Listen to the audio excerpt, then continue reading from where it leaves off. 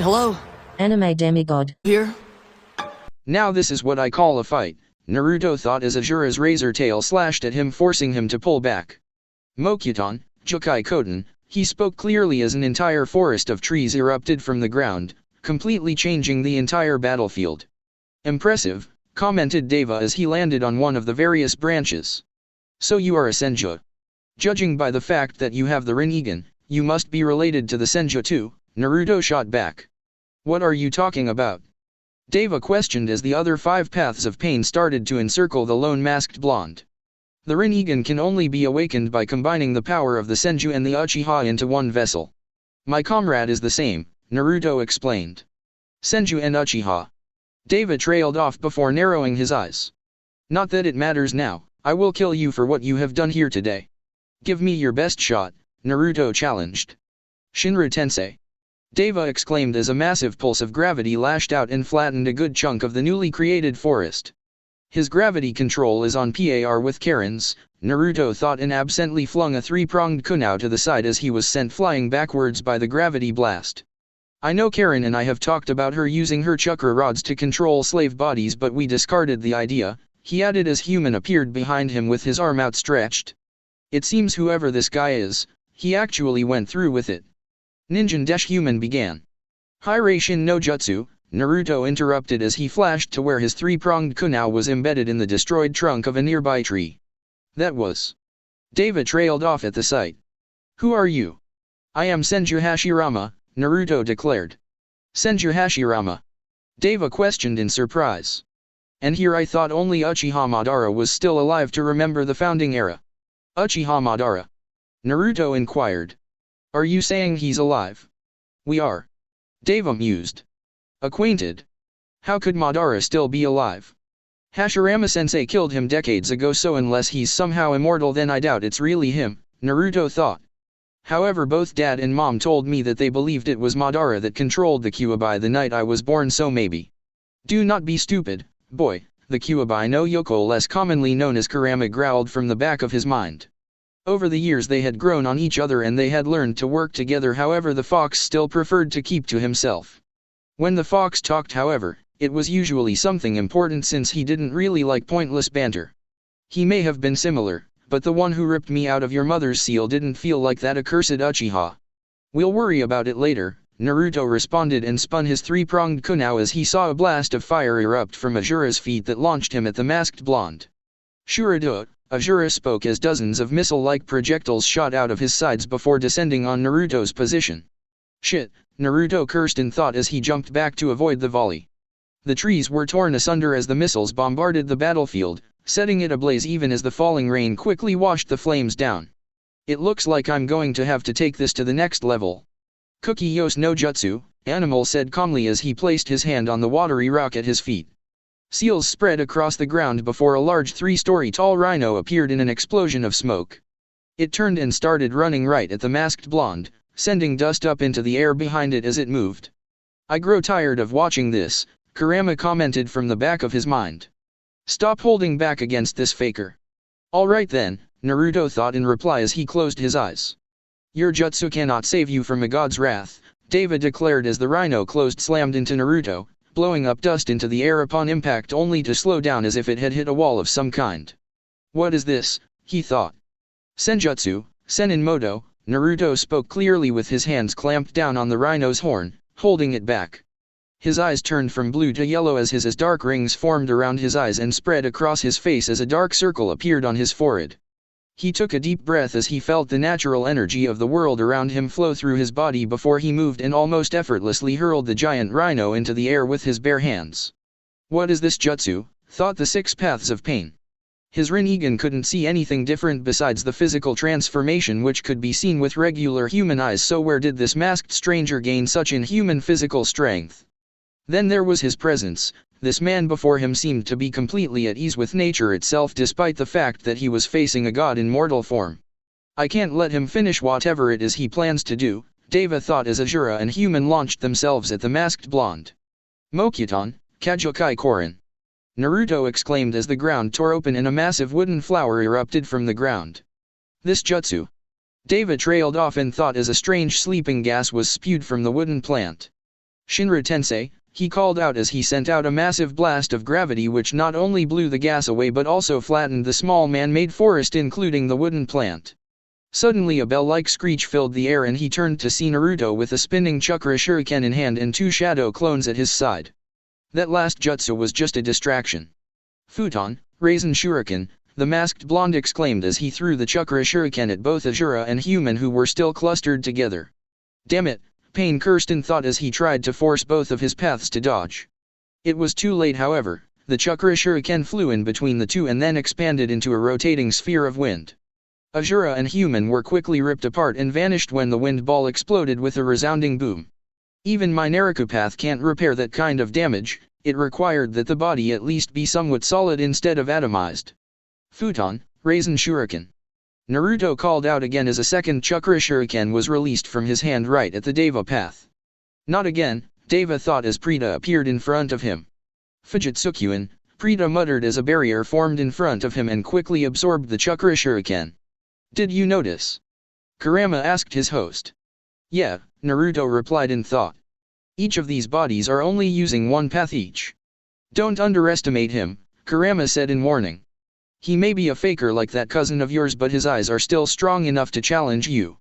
The Rinnegan really is something else, huh? Naruto thought as he quickly formed a set of hand seals. Mokuton, Makuryu no Jutsu, he called out as a large wooden dragon erupted from the ground and circled around him before launching itself at the Prita path. Impressive, Deva commented as the wooden dragon closed in. But not good enough. Fujitsukyuan, Prita spoke clearly as the wooden dragon descended upon him. It stopped dead in its tracks and slowly started to dissolve when he noticed a single three-pronged kunai embedded in its mouth. Hiraishin no Jutsu, Naruto appeared in front of him faster than he could see and literally punched clean through Prita's head. I guess these guys count as metalheads, huh? Don't make jokes at a time like this, Kurama growled in annoyance. Seriously, his Jinhuriki never seemed to take things like this seriously just like Senju Hashirama. Keep your head in the game, brat. Jigakudo, Naruto spoke clearly as a large demonic head which he recognized as Karen's outer path appeared behind the lone path. Why is he summoning that thing for? Naruto asked in thought. Be on your guard, Kurama warned.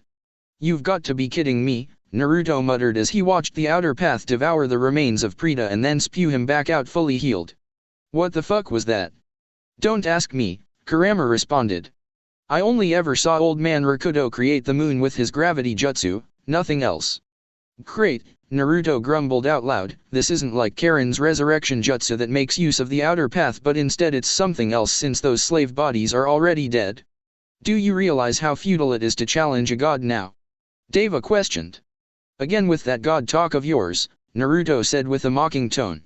Hiraishin no Jutsu, he appeared at Prita's side in a yellow flash before driving his senjutsu enhanced fists through the heads of both Prita and Naruto. For the record, I'd already tagged this bastard when I killed him the first time, he added as he kicked the now headless Prita to the side. The Yondaime Hokage's Hiraishin no Jutsu is truly a dangerous jutsu, Pain thought as he observed the masked blonde. In a contest of speed it is likely equal to Madara's space-time ninjutsu. Cookie Yos no Jutsu. Animal exclaimed as he slammed his hand down on the ground. Seals spread out on the surface and a giant dog appeared in an explosion of smoke. You know, Naruto spoke quietly in the rain. You should really learn to look up. A second later a single three-pronged kunai fell like the rain that hid its presence and landed next to the animal path. Hiraishin no Jutsu, he appeared above animal and his summoned dog with a giant chakra sphere in hand. Senpo, Choudama raised non.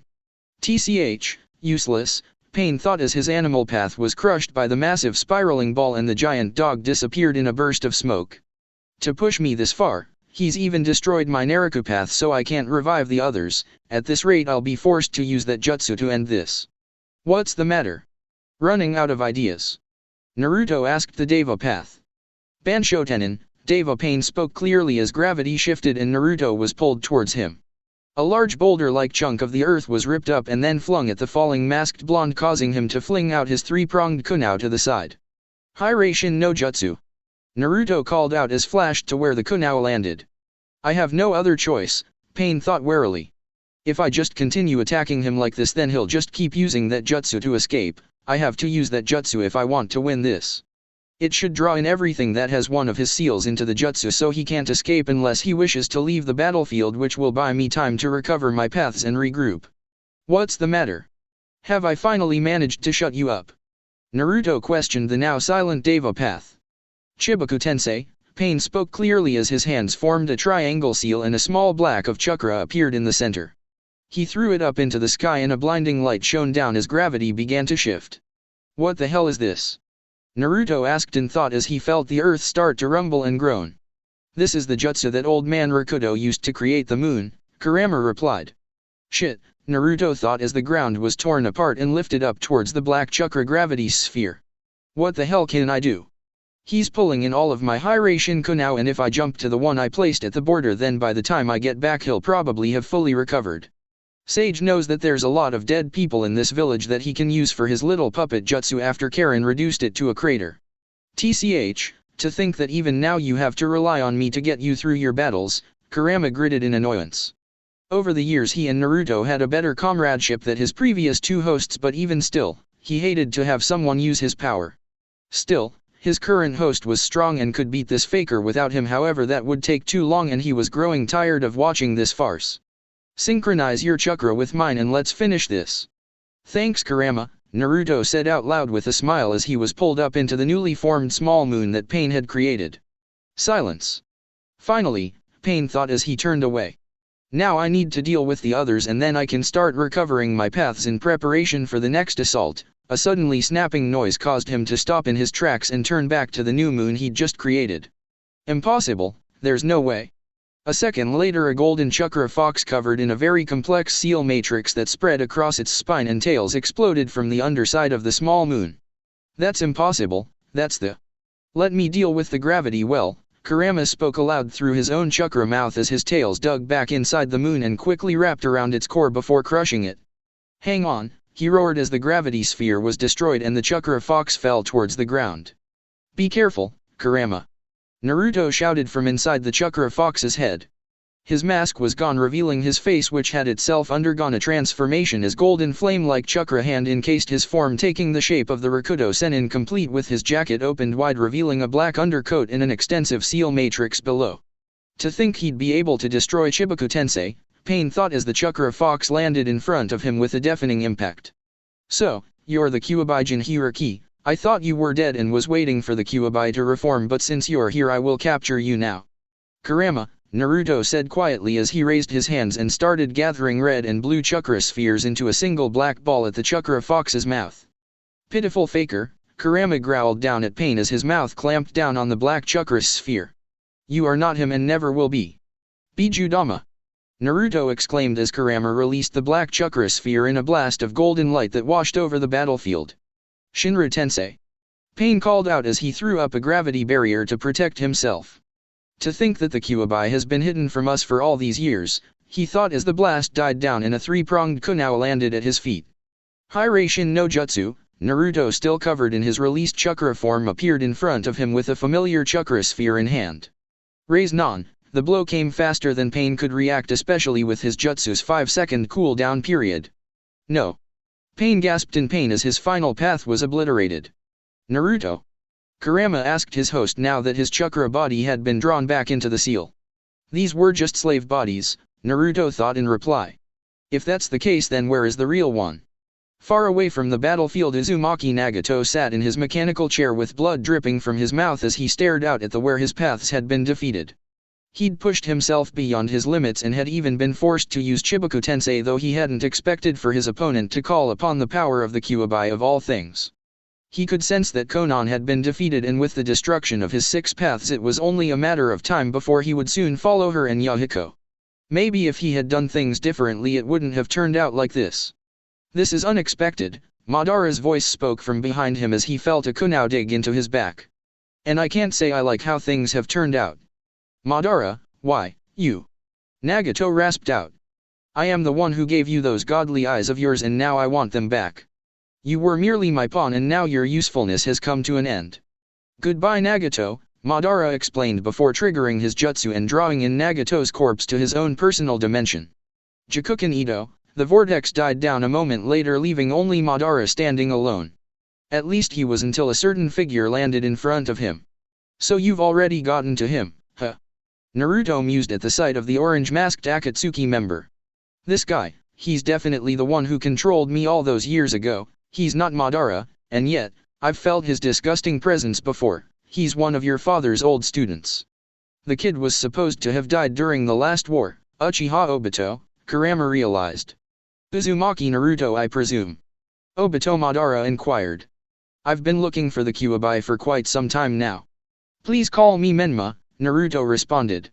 You're Uchiha Obito, one of my dad's old students. Interesting, Obito muttered at his words. Call me Tobi. It's because of you that my parents are dead, Naruto spoke clearly. And it's because of your father and your former sensei that the woman I love is dead. I guess we can call it even, Obito countered. You know, sooner or later one of us will have to kill the other, Naruto reasoned.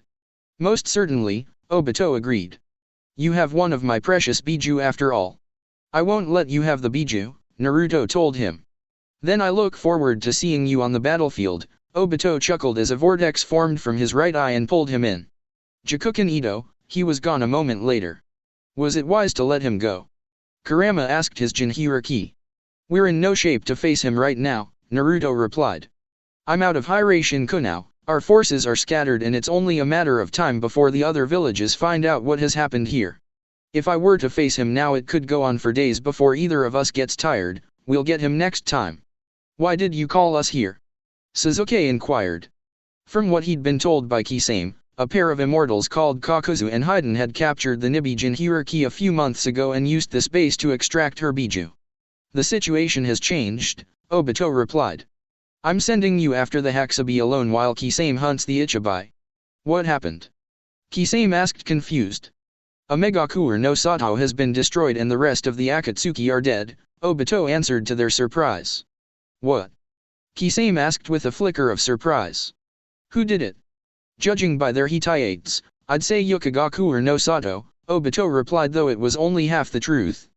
He wasn't about to drop Naruto's name into this conversation considering Sasuke's presence and his current hold over the younger Uchiha was fragile at best right now. In another life Naruto would have been a means to make Sasuke stronger and corrupt him more, but that was another life where Naruto hadn't sacrificed himself to save Sasuke all those years ago. I didn't know Yuki had any shinobi capable to taking on S-rank Nukenin, Kisame mused. They've been isolated much like AIM used to be, so it's not really a surprise that they have a few capable shinobi amongst their ranks like Hanzo and Pain, Obito reasoned. I will personally deal with them later, as for now we should continue gathering the remaining Biju. He would have to face Naruto himself in order to capture the Kyuubi, judging from his performance during his battle with the Six Paths of Pain. The Ichibai Gakiha? I wouldn't mind having another crack at him, Kisame grinned as Same had a giggled on his back. Fine then, Sasuke grunted as he turned away. I'll deal with the Hakabi alone. I'll see you both when you get back, Obito chuckled as he watched the two disappear. Zetsu, keep watch over Sasuke just in case he gets any ideas. Of course, White Zetsu answered. Leave it to us, Black Zetsu added as the human flytrap sank into the ground and disappeared. Are you going to come out? Obito asked over his shoulder. Kukyukyuku, so you knew I was here, asked a very different Yakushi Kabuto. The man had undergone an inhuman transformation, scales covered his face and his eyes were yellow with slitted pupils and black rings circling them behind his glasses. A brown cloak covered his form with a hood hiding his face, though the unnatural smile on his face gave away to his disturbing origins. Why have you come here? Obito questioned. I wish to join you, Kabuto replied. Orochimaru-sama was killed by the one called Menma and Oto was destroyed by his allies. I know what you are planning and I would love to see how this all plays out. What could you possibly offer me? Obito asked, honestly wanting to know. This man was clearly someone who was just trying to become a second Orochimaru, and he remembered that he had betrayed Akatsuki once before, so his successor would probably follow in his master's footsteps. Kukiyos, Edo Tensei, Kabuto whispered as a wooden coffin exploded from the ground at his side and its hood fell down, revealing a lone figure inside. That's you. How did you find? Obito trailed off at the sight. Will this suffice? Kabuto smiled wickedly. Land of Lightning, Storm Cloud Ravine. Uchiha Sasuke had lost everything he ever cared about repeatedly over the course of his life and always had others deciding how to use him to benefit them. His clan had been wiped out by Konoha, his brother had set himself up to be the scapegoat and the Sandaime Hokage sat back and watched it all happen. His best friend had lived a life filled with nothing but hatred and had sacrificed himself for Sasuke 9 years ago on their very first real mission, allowing him to awaken his clan's cursed power. He'd finally killed Itachi and learned the truth about that night, but in the end it didn't matter. Konoha had betrayed its very own founders and condemned those that remained to a life on the run. Long ago Sasuke had refused to be anyone's puppet, but the truth was that he'd always been used by someone. First it was the Sandaime Hokage, then it was Itachi, and now it was Madara, though Orochimaru had tried back when he was still a genin. Now he no longer cared whom he was being used by because he was strong enough to decide his own path, and that path was clear. He was going to destroy Konoha for their crimes once and for all. Truthfully, he'd been thinking about this ever since he had found out exactly how his best friend had been treated after he died, but had always put it to the back of his mind because it was not something Naruto would have wanted. Then he had seen how Konohamaru was treated after the Ichibai was sealed within him by his own grandfather of all people, condemning him to Naruto's fate in the same way that the Yondaime Hokage had done 13 years prior. Again he put the thought of destroying Konoha to the back of his mind, but finding out that Konoha ordered that his entire family be wiped out was too much even for him. With all 9 of the Biju under his control, he would be able to destroy Konoha and secure a future where the Uchiha clan was restored to its former glory. Should the other villages try to interfere and challenge him, then he would crush them to show the world what happens when someone dares to use him and his clan for their own ends. So this is it, Sasuke muttered as he climbed the steps of the mountain ravine. Yo, who are you? A voice spoke up as he approached what seemed to be a small building of some kind. I'm writing here. Soshu, a dark-skinned man with several tattoos on his body, was sitting on a small stool to the side of the dwelling with a notebook and a pencil in his hands. Yatsuki Kirabi? Sasuke inquired. The Hakusabi Jinhiriki? That's me, der Rappin Killer B. Kirabi replied. Who's asking, fool? Yeah, fool. You're coming with me, Sasuke declared as his new eternal Manjikyo Sharingan swirled into being. Tsukuyomi, he whispered as his eyes locked with the Hakusabi Jinhiriki, causing the latter to freeze in place. That was too easy, the Uchiha thought before Kirabi quickly snapped out of it and threw the pencil he had been holding, infused with what he could tell as lightning chakra, forcing Sasuke to hastily dodge. Genjutsu don't work on Jinhiriki who can control their Biju, fool. Yeah, fool, Kirabi told him. Amaterasu, Sasuke continued as black flames exploded from his eye and quickly burned Kirabi until he dissolved into ink. An ink clone. When did he switch? A moment later the Hakusabi Jinhiriki reappeared from the side, closing in on the Uchiha, and suddenly drew 7 swords using his joints, forcing Sasuke back further. How can he use 7 swords like this? That's no normal Kenjutsu style, Sasuke thought before black flames sprang up around him in a protective circle. Anton Koken no Tate, he spoke clearly. Kirabi pulled away. Not bad, Kirabi commented. But it's still so sad, he finished as he threw a pair of his swords right at Sasuke. Susanoo, Sasuke declared as purple chakra exploded upwards around him and formed a large ethereal demonic humanoid that towered over the 2 combatants with a rotating black orb in its third hand. B. This kid is an Uchiha, the Hakusabi Jayaki said from the back of his host's mind. Don't underestimate him. I got it, don't worry a bit, Kirabi responded as crimson chakra exploded from his form and condensed. 8 crimson tails sprang out from the demonic shroud and formed a black sphere before it exploded to reveal his transformation. The dust was blown away as Kirabi stood encased in a red haze, a black mask covering his face with white glowing eyes. This is... Sasuke trailed off in thought at the sight before him. We. Kirabi yelled as he lunged right at the spiritual deity. As he closed in, bones formed over his shoulder and spine, taking the appearance of an ox's head. Lariat, he exclaimed as he rammed the demonic skull right in Susanoo's face with an echoing impact that forced the ethereal demigod to recoil from the blow. The strength of an ox indeed, Sasuke thought as his Susanoo was pushed back and forced to quickly reform. Anton, Kagutsuki, he called out. Black flames sprang up in front of him and shot forward, forcing Kirabi to pull back or be touched by them. I cannot defeat him like this, he added as he brought Susanoo's 2 free arms up and formed a pair of spiritual swords. You've got to be faster than that, Kirabi rapped as he jumped back to evade the twin slashes from the blades. I'm gonna make you go splat. Anton, Yasaka no Megatama, Sasuke spoke clearly as rotating Megatama exploded from the orb in Susanoo's third hand covered in black flames. This kid is good, Kirabi thought as he narrowly evaded the dozen Megatama thrown at him. I wonder if I could. B. This isn't the time to be holding back, Jayaki told him. Version 2 isn't going to cut it against this guy. But bro, Kirabi started. Let's just do it, Jayaki interrupted. Alright then, Kirabi said aloud as the red chakra suddenly changed into purple tentacles similar to those on an octopus and continued to expand upwards and outwards. Now what? Sasuke muttered, only for his eyes to widen in momentary surprise when a fully formed Hakubi no Kyujo towered over him, effectively crushing the mountain that they had been fighting on. Shit, he cursed as he jumped back. I float like a butterfly and I'll sting ya like a killer bee. Cause I'm the eight-tailed beast, The massive demon ox roared its head back and gathered red and blue chakra spheres at its mouth before compressing them into a black sphere pulsing with lightning. Not good, Sasuke realized as his eyes started to bleed. Bijudama! Jayaki exclaimed as he brought his head down and unleashed a massive blast of chakra that washed over everything in front of him. His Jinhuriki whistled as it tore through the valley and wiped out everything its path, including several small mountains. That was great 8-0, Kirabi rapped from inside the ox's head. This guy gets 0. Hold that thought, Jayaki said back as the dust cleared. Anton, Kagutsuka no Tsurugai, a now bleeding heavily Sasuke called out as his Susanoo formed a single arm with a sword in hand. The blade was encased in black flames as it lashed forward and impaled the demon ox straight through the chest. D-damn, Jayaki gritted out as the black flames consumed him. B. I know. Kirabi shouted back as he flung himself out of the demon ox's back. You won't escape. Sasuke yelled as his Susanoo started to fade away. A single arm lashed out and grabbed Kirabi, squeezing him in its vice-like grip. B. Jayaki almost pleaded. Come on, B, keep it together. It looks like. Kirabi thought as he finally lost consciousness.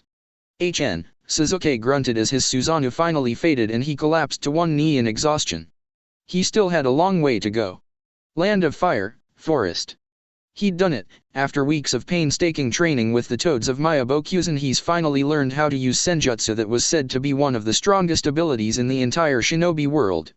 Of course he still hadn't mastered it yet, since the annoying Ichibai kept interfering whenever Fukazaku or Shima tried to merge with his shoulders in order for him to draw in natural energy while moving and fighting. As a descendant of the Sarutobi clan, he was a genius and had quickly thought of a way around that little problem, though it was only a short-term solution and he knew it wouldn't last long in any prolonged battle with the Akatsuki. It was good enough for now though. A flicker of movement drew his attention and he immediately threw a shuriken from his pouch in its direction. Shuriken Kage Bunshin no Jutsu, he exclaimed as the shuriken became 20 in an instant and bombarded the targeted area. Not bad, kid, Kisame commented as he stepped out from behind the tree that was now covered with shuriken. You were able to notice my approach. You've gotten better. You are. Kano Amaru trailed off as he remained perfectly still and started gathering natural energy. Suten, Daibakuzu Ishiha, Kisame called out as he unleashed a massive torrent of water from his mouth, which quickly expanded and formed a massive dome. This dome again, Kano Amaru thought as his eyes turned yellow with red rings around them and his pupils elongated into horizontal slits like that of toads. Senjutsu, Senin Moto, he said into the water as it rippled. You're mine now.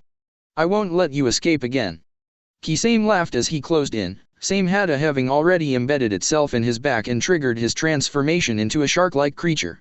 Senpo, Kawazuki might. Kano Amaru called out as he threw out a punch to intercept the attacking man-shark and the water rippled.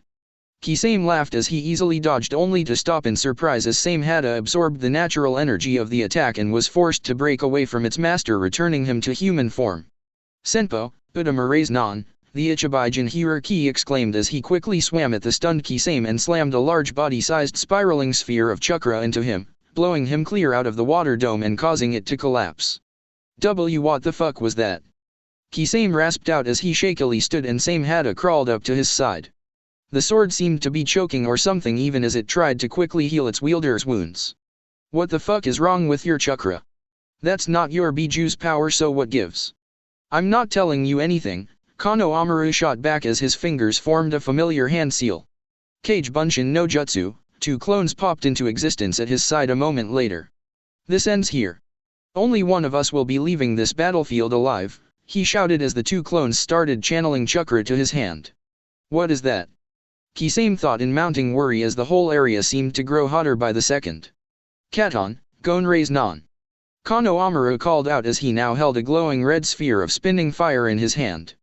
He threw it like one would a ball right at the Kirinukanin, forcing Kisame to try and dodge the oncoming attack, but he knew he couldn't evade it in time. Same Hada itself saw this and jumped in the way of the compressed fireball, causing its wielder to stare wide-eyed as the monster sword was engulfed in a column of fire that blew him back through several trees. Shit. Kisame cursed as he bled from the scratches and cuts on his body. Same Hada couldn't absorb that strange chakra the kid was using and was destroyed by whatever that Katon Jutsu was, since it used that strange chakra. That was the second time he'd lost his prized sword to Konoha Shinobi, and this time he wouldn't be able to get it back. To hell with this, it was personal now. Suten, Daikodan no Jutsu, he exclaimed as a massive water shark exploded from his mouth and encased his form before shooting right at the Ichibai Jinhiriki. If he was going to die, then he would do so fighting. I'm out of Sage Chakra and there's no way I can create a clone to recharge it while this guy is fighting me, Kano Amuro thought as he watched the water shark close in. Would you like some power? Let's kill him. I want to see blood. Shikaka laughed from the back of his mind. For once we agree on something, Kano Amuro responded as he pulled on his Biju's chakra. A column of red chakra exploded from his form as sand exploded from the ground around him and quickly created a wall of sand to defend against the water shark. Even as the sand soaked up the water shark, more sand erupted from the ground and encased Kano Amuro until it took the shape of a familiar and terrifying Ichibai no Tanuki which towered over forest before it.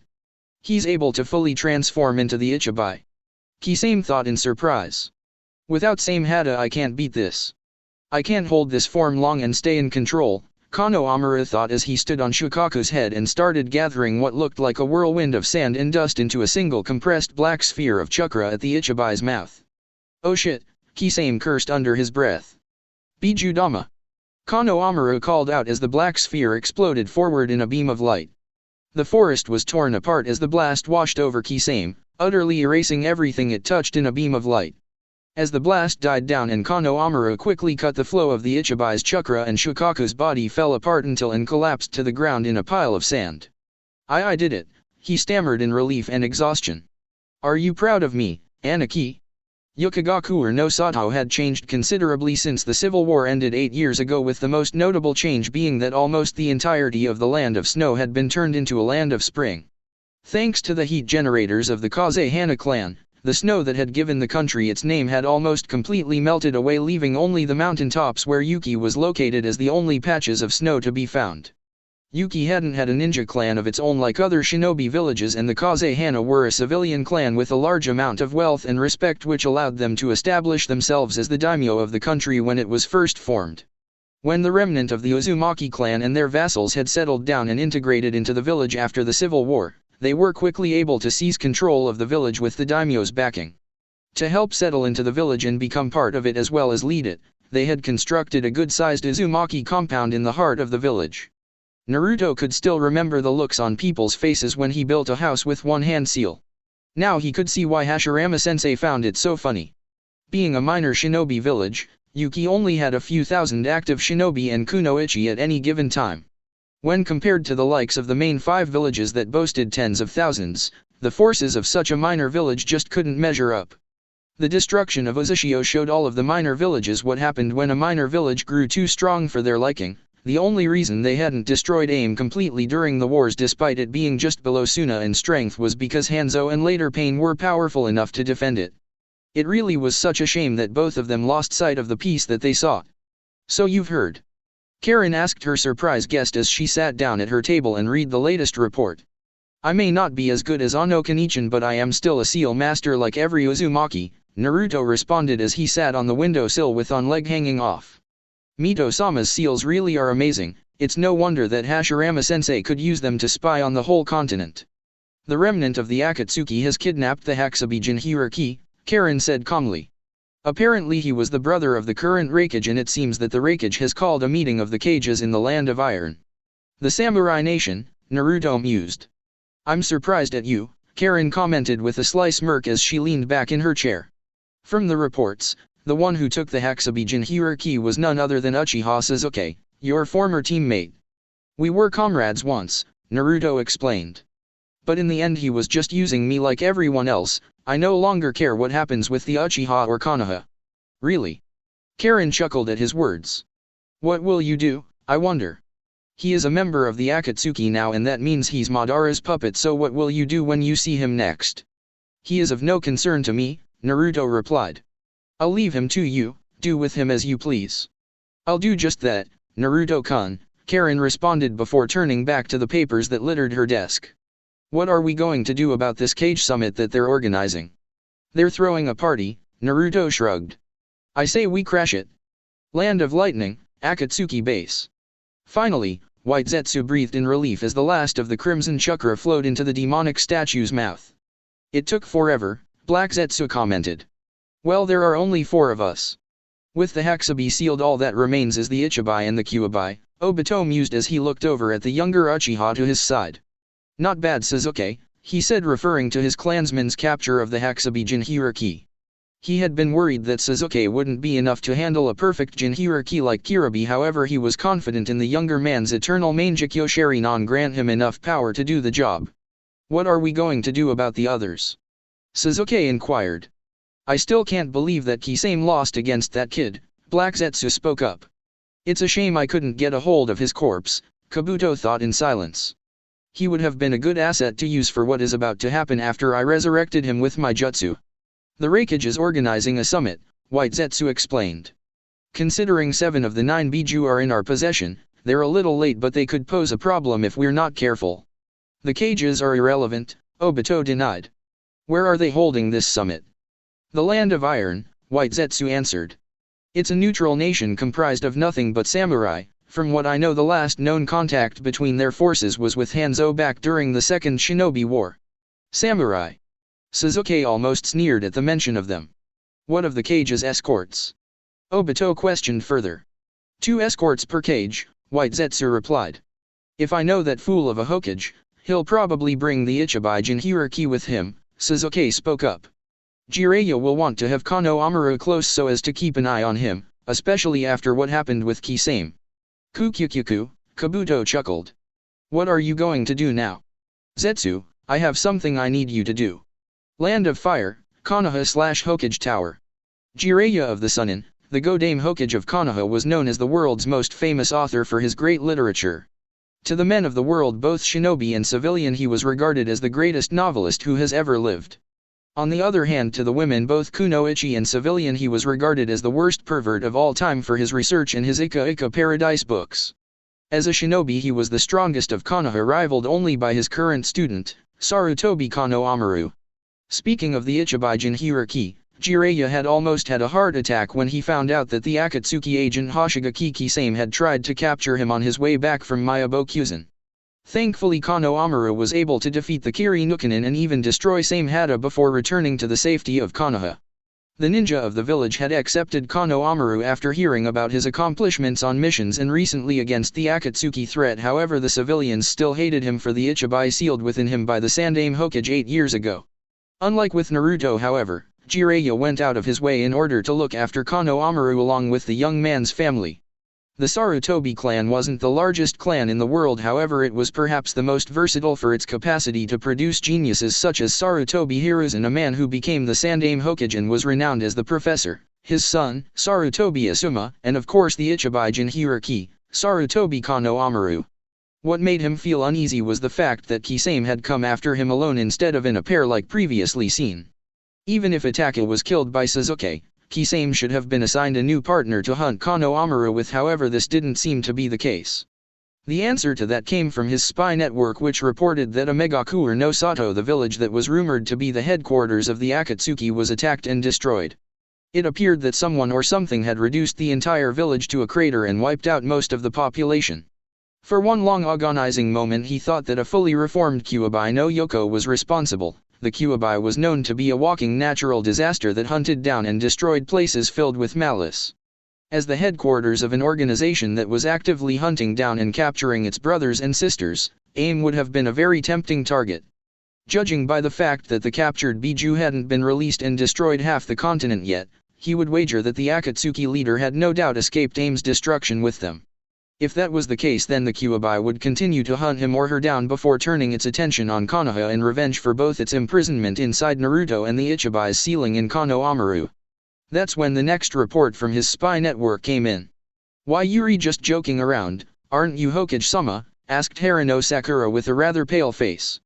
There's no way that's impossible. It's the truth, Jiraiya confirmed for once completely serious. Uchiha Sasuke survived his battle against his brother and has joined the Akatsuki. He's captured the Hakusabi Jinhiriki and the Raikage is angry that his brother was taken. He's organizing a summit of the 5 Kage and is requesting that we submit all information we have on Sasuke, marking him as a Nukenin. Why would he do this? Kano Amaru asked in surprise. His brother was in the Akatsuki, so why would he join them? I don't know, Jiraiya replied. If he really has joined the Akatsuki, then he's going to be coming after you, to get the Ichibai. Damn it, Kano Amaru cursed as his fists clenched at his side. I know that fighting and killing your enemies is one thing, but facing someone who was once a comrade is a lot harder. I know that better than anyone, Jiraiya told them. After what happened with Orochimaru, he knew what it was like to confront someone he had once considered his friend. But if Sasuke really has joined the Akatsuki, then I want all of you to face him as if he were an enemy. Don't let your personal feelings cloud your judgment. But Hokage-sama Sakura stammered through her tears. That's an order, Jiraiya added. Understood Hokage-sama, Kakashi nodded. Your orders. You and Kano Amaru will accompany me to the Kage Summit in the Land of Iron, Jiraiya continued. It's about time we found out exactly what the other nations have been doing since this all started. Land of Iron, Frozen Forest. The snow had stopped falling about half an hour ago as the Hokage and his 2 escorts, Kakashi and Kano Amaru, walked at a civilian pace towards a large castle-like structure with 3 heads shaped in the distance. Their journey here had been uninterrupted, however Jiraiya had felt uneasy ever since they'd left Konoha, and now, despite the fact that he could see their destination in the distance, he stopped walking, causing his escorts to halt as well. Hokage-sama? Kakashi inquired as he lifted his headband to reveal his Sharingan. Wait for my order, Jiraiya told him as 2 shadows appeared in front of them and seemed to be walking calmly in their direction. I told you I could find them, a young female voice spoke, though he didn't recognize it. Never doubt my abilities again. Whatever, now that voice he recognized. Tsunade. Jiraiya inquired as the 2 stepped out from the shadow and into the light. My spy network said you disappeared years ago, so what are you doing here? Hello Jiraiya, Tsunade responded. I wish I could say that it's good to see you, but I'd be lying if I did. What is this? Jiraiya questioned with narrowed eyes. Isn't it obvious? The redhead at Tsunade's side asked back. The Akatsuki are after the Biju, and that means they're after the Ichibai brat over there, she nodded towards Kano Amaru. We're here to kill him to buy more time. I'm not going to let that happen, Jiraiya countered, only for his eyes to widen at the sight of Karen's Jujutsu. The Rinnegan? How? So you recognize these eyes too? Karen mused. Twice in one lifetime? Maybe she killed Nagato and took it from him? I'd better take this seriously then, Jiraiya thought as he formed a hand seal. Rendon, Tsunashijir, a male voice echoed as sand descended from above and bombarded the area where Tsunade and Karen were standing. Kazekage Dano? What are you doing here? Jiraiya inquired as Gaara and his siblings landed beside them. Proving my existence, Gaara replied as he stared impassively at the dust cloud that had formed from his previous attack. So we meet again. The Kaze Cage, huh? You've certainly come a long way from that pathetic excuse of a Jinhiriki, Karen commented. You know this guy? Tsunade asked the red-haired woman at her side. I defeated him and the other 2 8 years ago. I even resurrected him after removing the Ichibai from him, Karen answered before turning her attention to the Kaze Cage. You should be thanking me for that, by the way. I hear that the life of a Jinhiriki is a terrible one. Resurrection? Gaara mused. You ended my existence back then, so why did you bring me back? Someone asked me to, Karen shrugged in response. Who? Gaara questioned further. You don't need to know, Karen dismissed him and turned towards the current Ichibai Jinhiriki. Surrender and I may even resurrect you after we kill the Ichibai. Like I'd trust you, Kano Amaru glared back. Suit yourself, Tsunade shrugged and dashed forward with his fist clenched and ready. She vanished in a burst of speed and reappeared above the Konoha and Suna ninja. Tsutenkyaku, she called out as her leg swung down and her heel struck the down on the ground, upturning the earth and forcing them to scatter. Why are you doing this, Tsunade? Jiraiya shouted to her as he landed a chunk of upturned earth a few feet away.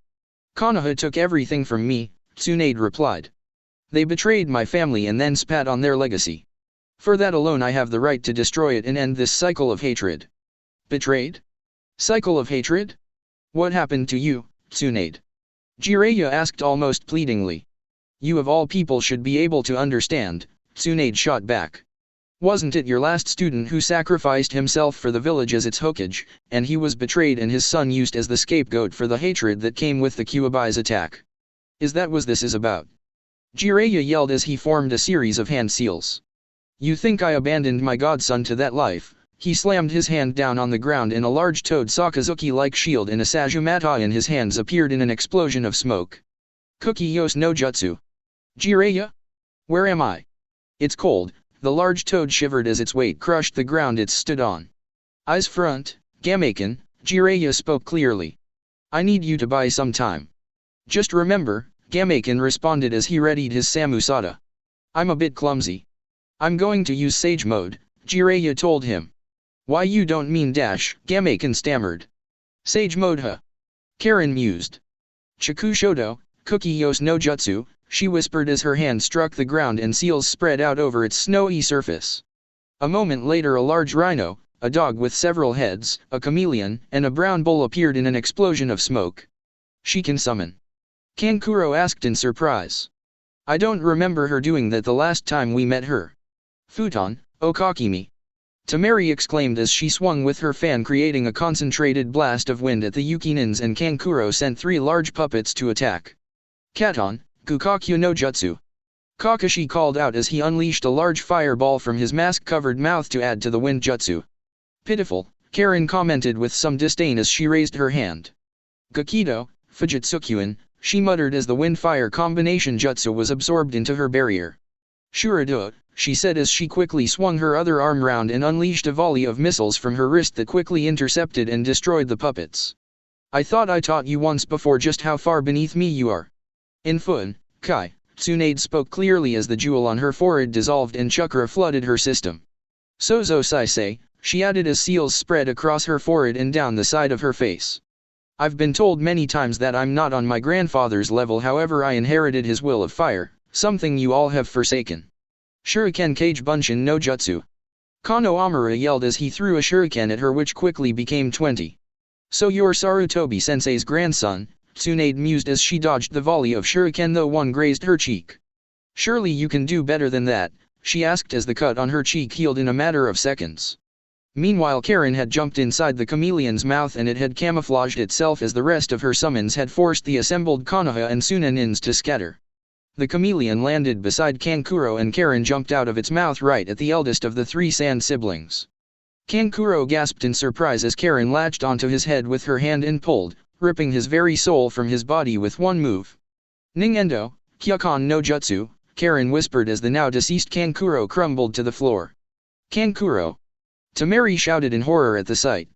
Ryasabakuryu, Gaara started as sand exploded up from the ground behind him and washed over the battlefield like a wave. This is... Karen trailed off as the sand engulfed her. Sabaku Taiso, Gaara concluded as his fist clenched.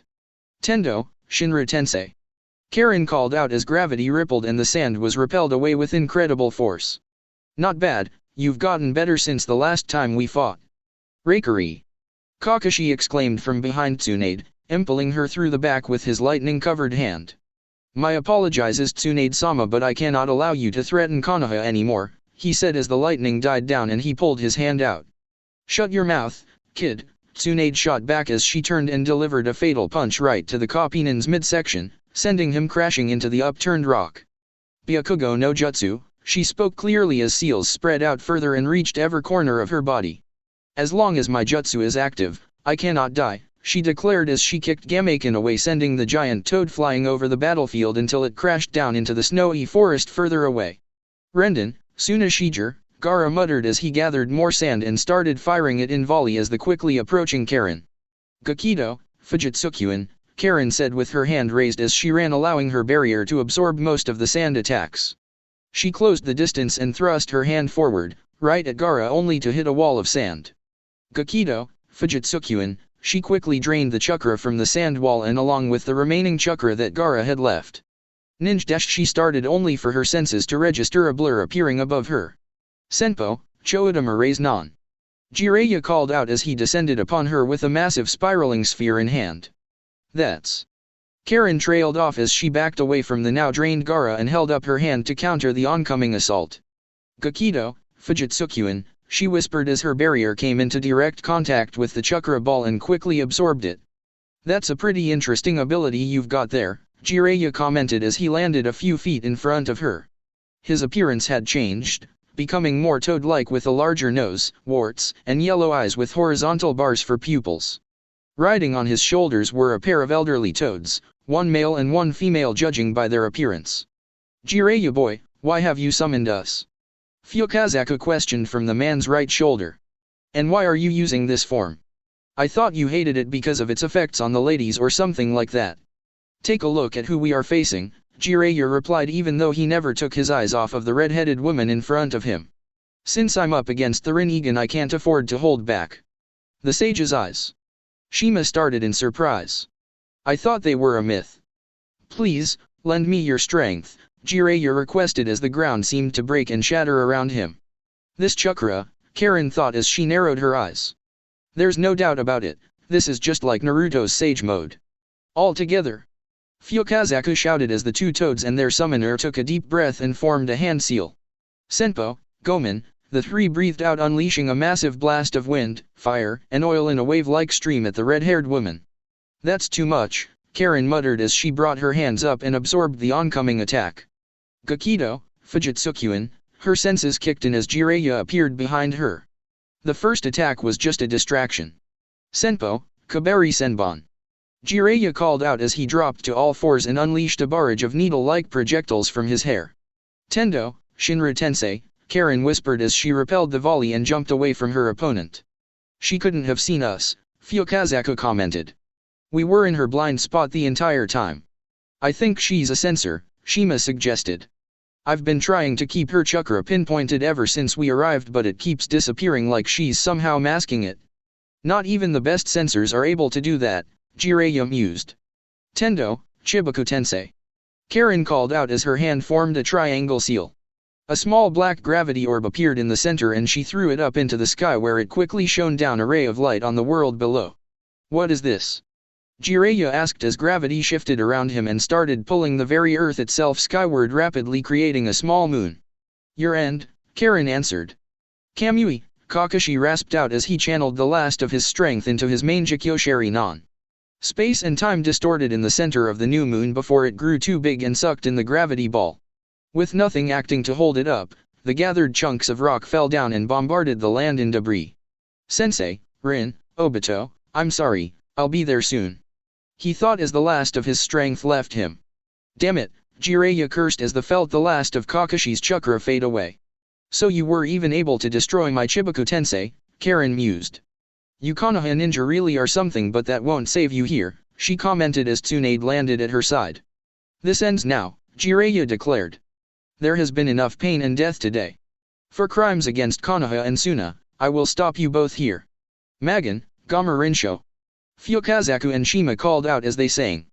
As the sound echoed across the battlefield, Tsunade and Karen found themselves inside a water-like cube surrounded on all sides by 4 giant toad samurai. This is a genjutsu, Karen cursed as she tried to break it only to find that she couldn't move. Well played, Jiraiya, Tsunade cursed. Goodbye Tsunade, Jiraiya spoke softly as a pair of stone swords formed in his hands and walked closer to finish them off. Hiraishin no Jutsu, a voice whispered as Naruto appeared between the two Yukinins and promptly slapped both of them upside the head breaking the genjutsu that they were under. That jutsu. Jiraiya trailed off suddenly very pale. Menma-kun. Karen asked as she shook herself. You're going to pay for that, she added as she rubbed the back of her head. I want both of you to withdraw, Naruto told them. The situation has changed. How? Tsunade asked confused. The Akatsuki attacked Konoha and killed Danzo. It looks like Tobi was after Shisui's main Jikyoshari Non that the old war hawk took, Naruto replied. The eye was destroyed so we don't have to worry about it but he's preparing for something big. Damn, Karen cursed. So what now? This is no longer just some skirmishes between our two groups, Naruto replied. The 4th Great Shinobi War has begun. Let's get out of here, Karen spoke finally. I won't let you escape. Jiraiya shouted as he lunged at the three. Hiraishin no jutsu, Naruto said clearly as he grabbed the two women at his side and disappeared in a yellow flash. Damn it! Jiraiya yelled as he struck the earth without enough force to smash it open. That was definitely Minato's jutsu, but who are these people and why is Tsunade with them? I need to find out what happened in Konoha, and I still need to meet with the other cages. Shit, I need answers, not more questions. The 5 major villages have joined together to create some kind of alliance against us and the Akatsuki, though they have no idea where either of us are based, Anoka explained as they all sat around a large round table in the center of the room. I still can't believe that old fence-sitter of Itsuchikage would agree to something like this, Tsunade commented. The same with that fool of a Raikage. The 5 major villages have all lost their Jinhiriki besides Konoha, so they're all weakened, Karen reasoned. They're afraid of what people like the Akatsuki can do with the full power of 7 Biju under their control. I still don't get what the Akatsuki want with the Biju, Tsunade brought up. I mean, what's their endgame? They've been sealing them inside of some kind of demonic statue, Naruto answered. According to the Kyuubi, it's the physical remains of a creature once known as the Aim no Hitosu no Kami, also called the Juubi. The Juubi? There's something with more power than the Kyuubi? Tsunade asked, suddenly growing slightly pale. Apparently the Rakudo Sennin fought and defeated the Juubi before sealing it within himself, becoming the first Jinhiriki. He then created the moon to act as a prison for its physical remains and sealed it away, though it seems someone has broken the seal and summoned the statue. If Obito is able to fully resurrect the Juubi, then this world will end, Naruto explained. Or at least that's what the Kyuubi keeps telling me. There has to be more to it than that, Tsunade spoke with a shake of her head. There's nothing to be gained by reviving something like that. I agree, Naruto nodded. But Obito's plan doesn't matter, we're going to stop him once and for all. The Hokage has been chosen to lead the Shinobi Alliance, as they're calling it, and right now they're setting up a headquarters in Kumo. I've also been tracking the Ichibai Jinhiriki, Anoka continued. He's being sent to some kind of moving island deep in the Land of Lightning. Apparently there's some kind of temple there that the former Hakubi Jinhiriki used to gain control of his Biju in a similar manner that you did with the Kyuubi, Naruto-kun. Kano Amaruha? He's grown a lot over the years, Naruto said with a small smile. I wouldn't mind fighting him now. The Akatsuki are gathering their forces for a full-scale assault on the Land of Lightning in order to acquire the Ichibai, Anoka added. Their numbers stand at about 100,000 while the Shinobi Alliance forces have roughly 80,000. There hasn't been a war on this scale since the founding era, Tsunade whistled at the numbers. And what are we going to do about this? Anoka, Karen, Tsunade Bakken, come with me, Naruto finally said as he stood up. Land of Lightning, Turtle Island / Jinhiriki Temple. The Cage Summit had been one massive nightmare for all involved, with the deaths of Kakashi and the Kazekage's older brother, not to mention the recent attack on Konoha by the Akatsuki. The 5 main shinobi villages had banded together to face what they perceived as a threat to the world in the form of the 2 groups that seemingly had the power and the will to directly challenge them. One of the groups boasted 7 of the 9 Biju and the other had someone with the Rinnegan, making her most likely the descendant of the Rakudo Sennin, a man regarded as the founder of the shinobi world. As a Jinhiriki, Kano Amaru was a weapon of war, and with the strange masked man they had encountered declaring a 4th great shinobi war, the young Sarutobi would no doubt be deployed onto the battlefield. To that end Jiraiya had ordered several medic nins to implant Kakashi's main Jikyo Sharingan into his left eye socket and then sent Kano Amaru along with several shinobi as his guards to an island deep within the Land of Lightning. From what he'd heard, this was the place where the former Hakubi Jinhiriki learned to control his Biju, and the main reason he'd been given Kakashi's Sharingan after the man was killed was to better aid him in gaining control of the Ichibai within him. Is this the place? Kano Amaru asked as they stepped into a clearing with a waterfall. This is it, Motoi replied with a nod. The Kumonin had been tasked with being his guide while he was on the island. It's called the Waterfall of Truth. And this is where the Hakubi Jinhiriki learned to control his Biju. Kano Amaru asked further as he gazed at the beautiful waterfall in front of him. No, Motoi denied. This is just the first step. He then gestured towards the small island in the middle of the shallow water at the base of the waterfall. Sit here and close your eyes, Kano Amaru. If you do that, you'll be able to see the truth. Okay, Kano Amaru nodded and walked over the small island and sat in its center. Let's get started. It was time for him to confront his darkness. Land of Fire, Uzumaki Temple. It doesn't look like anyone's been here for years, Naruto commented. You mean decades, Tsunade countered. It's crumbling down. Anoka trailed off. I know it's pretty far away from Konoha, but I was expecting it to be in better condition than this. Konoha tried to erase all knowledge of the Uzumaki clan, Tsunade gritted out. Of course they'd leave this place to rot. They did the same with my mom and dad's old house. It hasn't been touched since Obito used the Kyuubi to attack Konoha, Naruto added as they stepped inside. Which one is it? Karen asked the question as they stood before a wall with dozens of masks placed on it.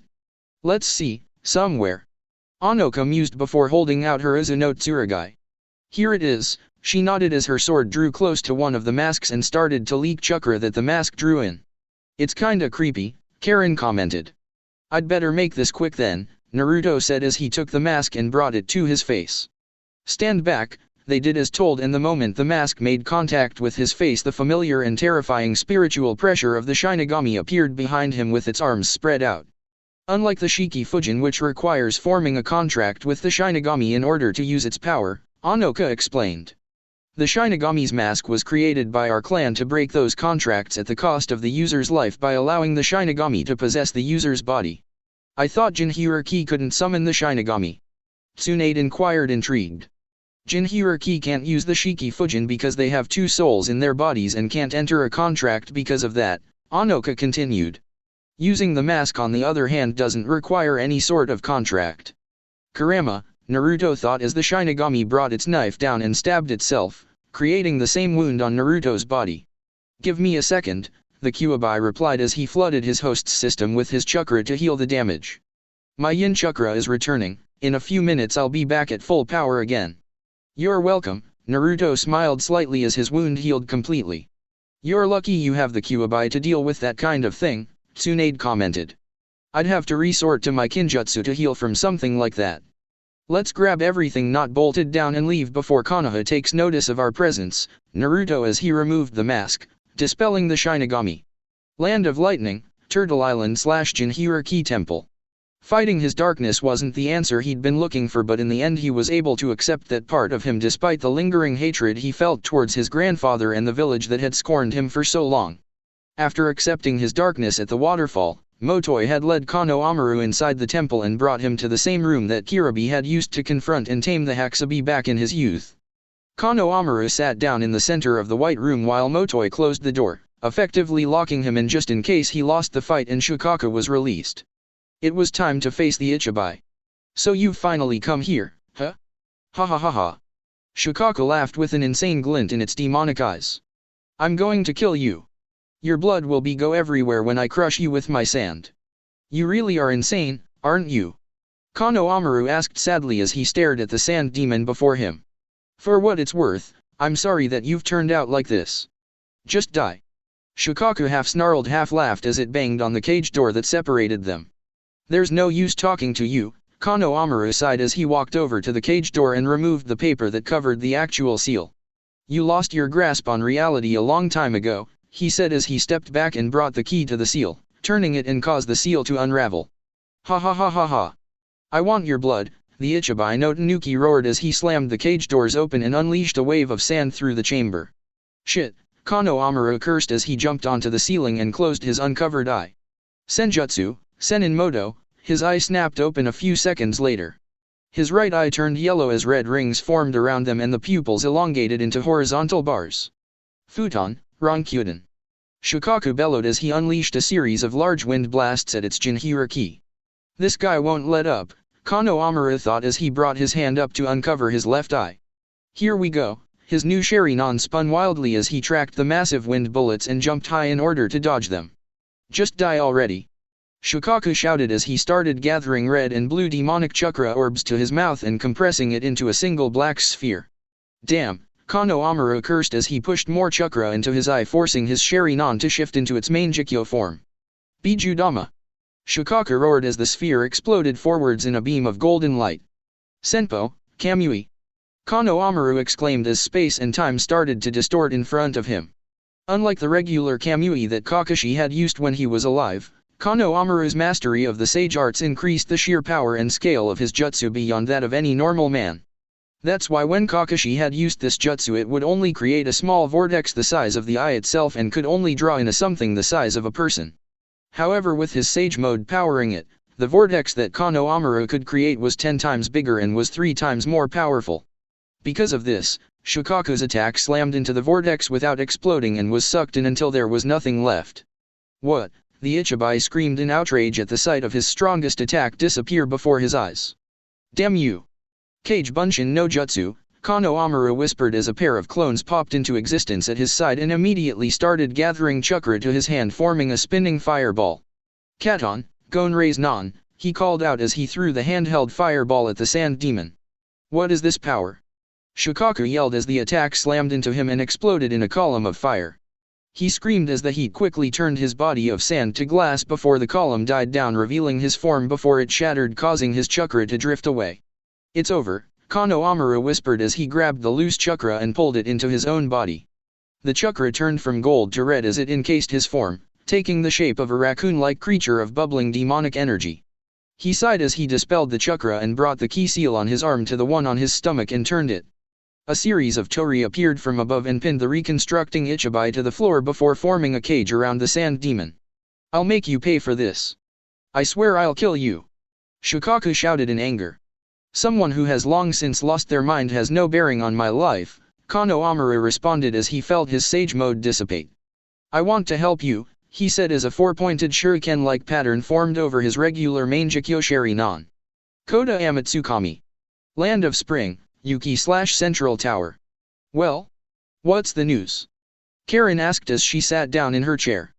The Akatsuki have been using some kind of clones grown from my grandfather's cells, Tsunade began with no small amount of disgust. These Zetsu are what makes up the bulk of the Akatsuki army, though they are admittedly weak compared to my grandfather even if they are a match for regular ninja. They lost half of their numbers in the first day and only killed 20,000 alliance ninja, Anoka continued. However, during the night these Zetsu seemed to have absorbed the chakra from those that were fighting during the day in order to transform into alliance ninja. I guess this isn't a regular henshi you're talking about? Karen inquired. They're able to copy a person down to their chakra, Anoka replied. They snuck into alliance camps and started assassinating people all across the border. There's no way to detect them. Karen asked, looking a bit worried at that. What about Sensor Nin? Menma-kun could probably sense them with his ability to detect negative emotions, but a regular chakra sensor wouldn't work, Anoka answered. The alliance lost another 20,000 during the night and that's when they were deployed to the battlefields. They? Karen questioned. My granduncle created a kinjutsu called Edo Tensei, Tsunade explained. It allows people to bring someone back to life at the cost of another's life, though it's a hollow existence since the one that's summoned is nothing but a puppet for the summoner to control and is practically nothing but a moving corpse. A jutsu like that shouldn't have been created, Karen said in disgust as she remembered the last time she had come across that technique. When those summoned by Edo Tensei were deployed, the cages were forced to call a retreat and pulled their forces back to Kumo. Among those summoned were the 7 shinobi swordsmen of the mist and the former cages, Anoka continued. Hashirama-sama? Karen asked, now worried. Not yet, though I think that's because the summoner has been having a bit of trouble controlling the Nidaime Hokage when he was summoned to the battlefield, Anoka replied. Or he's being kept in reserve, Naruto suggested. Or that, Anoka nodded. So what do we do now? Karen asked the question. I'm going to Kumo, Naruto finally answered. I'll leave the Edo Tensei to you. Chikushodo, Kukiyos no Jutsu, Obito spoke with an edge as 7 figures were summoned to his side in explosions of smoke.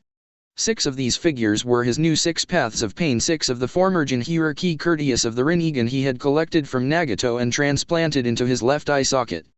The 7th figure was his young apprentice, Uchiha Sasuke, whom had recently infiltrated Konoha and killed Danzo along with the village elders for their involvement in the Uchiha clan massacre. Kumo was arguably the most militaristic shinobi village on the continent, with IWA coming in a close second, and had even gone as far kidnapped attempts and blackmail to increase its own power. Despite that, Kumo alone could never hope to fight against the force that was launching a direct attack on the village without support from the other nations. Thousands of white Zetsu clones were swarming into the village, killing and destroying everything and everyone in their path, with dozens of Edo Tensei ninja right behind them, including their former Sandaime Raikage, whom was considered to be the strongest Raikage ever.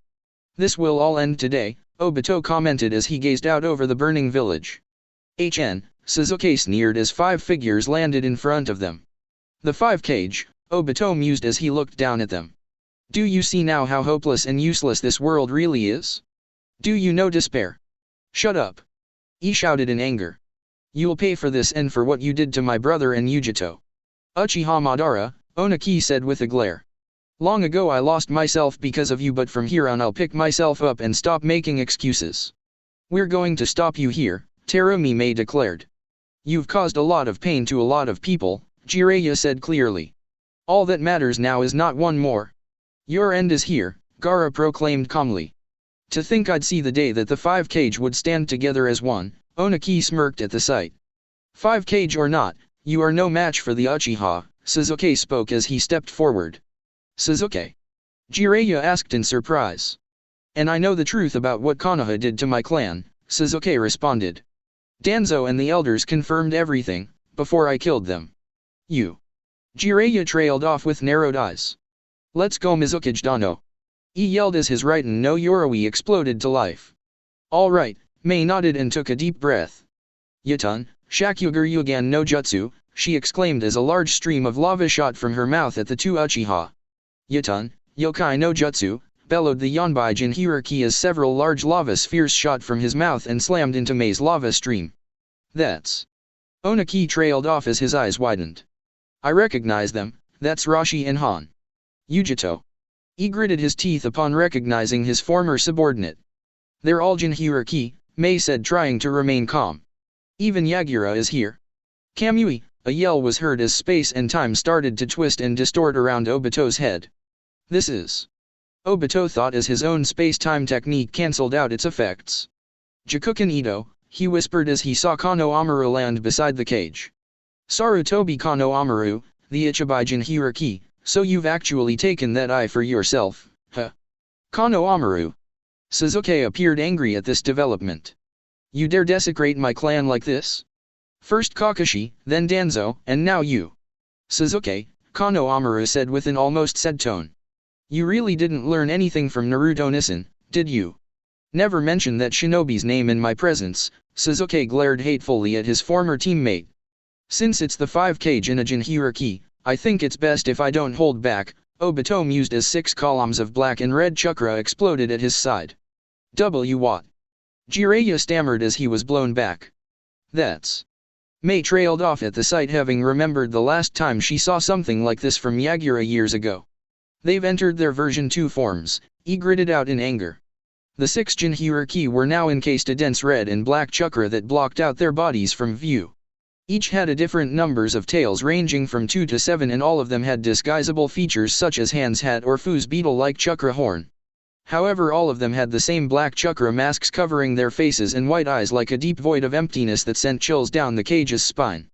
Kill them, Obito gave the order, and the 6 Jinhiriki launched themselves at the assembled cage in Ichibai Jinhiriki. Doton, Gormyu no Jutsu. Onaki called out as he created a large stone golem between them, and a second later Gaara added his sand, augmenting the stone golem. Kirigaku no Jutsu. Mei yelled as she blanketed the area in mist. Go. They're trying to reduce our sight, Suzuki mused. It looks like they learned a few things from Kakashi. Do it now, Tsuchikage. He yelled as he grabbed the eldest cage and like a bolt of lightning shot them high into the air. Jinten, Genkai Hakuri no Jutsu. Onaki exclaimed as a glowing cube of chakra appeared in his hands and he shot it right at the 2 Uchiha. It's useless, Obito commented as he raised his hand towards the oncoming attack. Gakido, Fujitsukyuin, he said quietly as the beam-like attack was quickly absorbed. What? Onaki shouted in surprise. No one had ever outright blocked his Jinten before. Sure, Hiruzen had always used misdirection to evade it, and that blasted Yondaime Hokage just teleported away, but no one had done that to his jutsu before. Enough of this. Kano Amaru yelled as he exploded with crimson chakra. Kano Amaru. Jiraiya yelled in worry. He's releasing the Ichibai's chakra. That's. Suzuki trailed off as a fully formed Ichibai no Tanuki stood where Kano Amaru had once been, with the young Sarutobi standing atop its head. He actually gained full control of that beast. Impressive, Obito commented. But it's not enough. Yatun, Kakazan, the demonic Rashi called out as a large flower of lava exploded from under the Ichibai. Senjutsu, Senin Moto, Kano Amaru muttered as his right eye changed, signifying his transition into Sage mode. Senpo, Kamui, he exclaimed as a vortex formed and sucked in the large amount of lava. Senjutsu really is frightening, Obito thought at the sight. To increase the power of my jutsu to such a degree, no wonder Madara said that it put Hashirama on another level. Watch it. It's the Gobi. Mei yelled as Han suddenly fully transformed into the much larger five-tailed demon. I've had enough of you. Shukaku yelled with his own mouth, much to everyone's surprise, as he grabbed the Gobi's horns before he was impaled. Is that the Ichibai?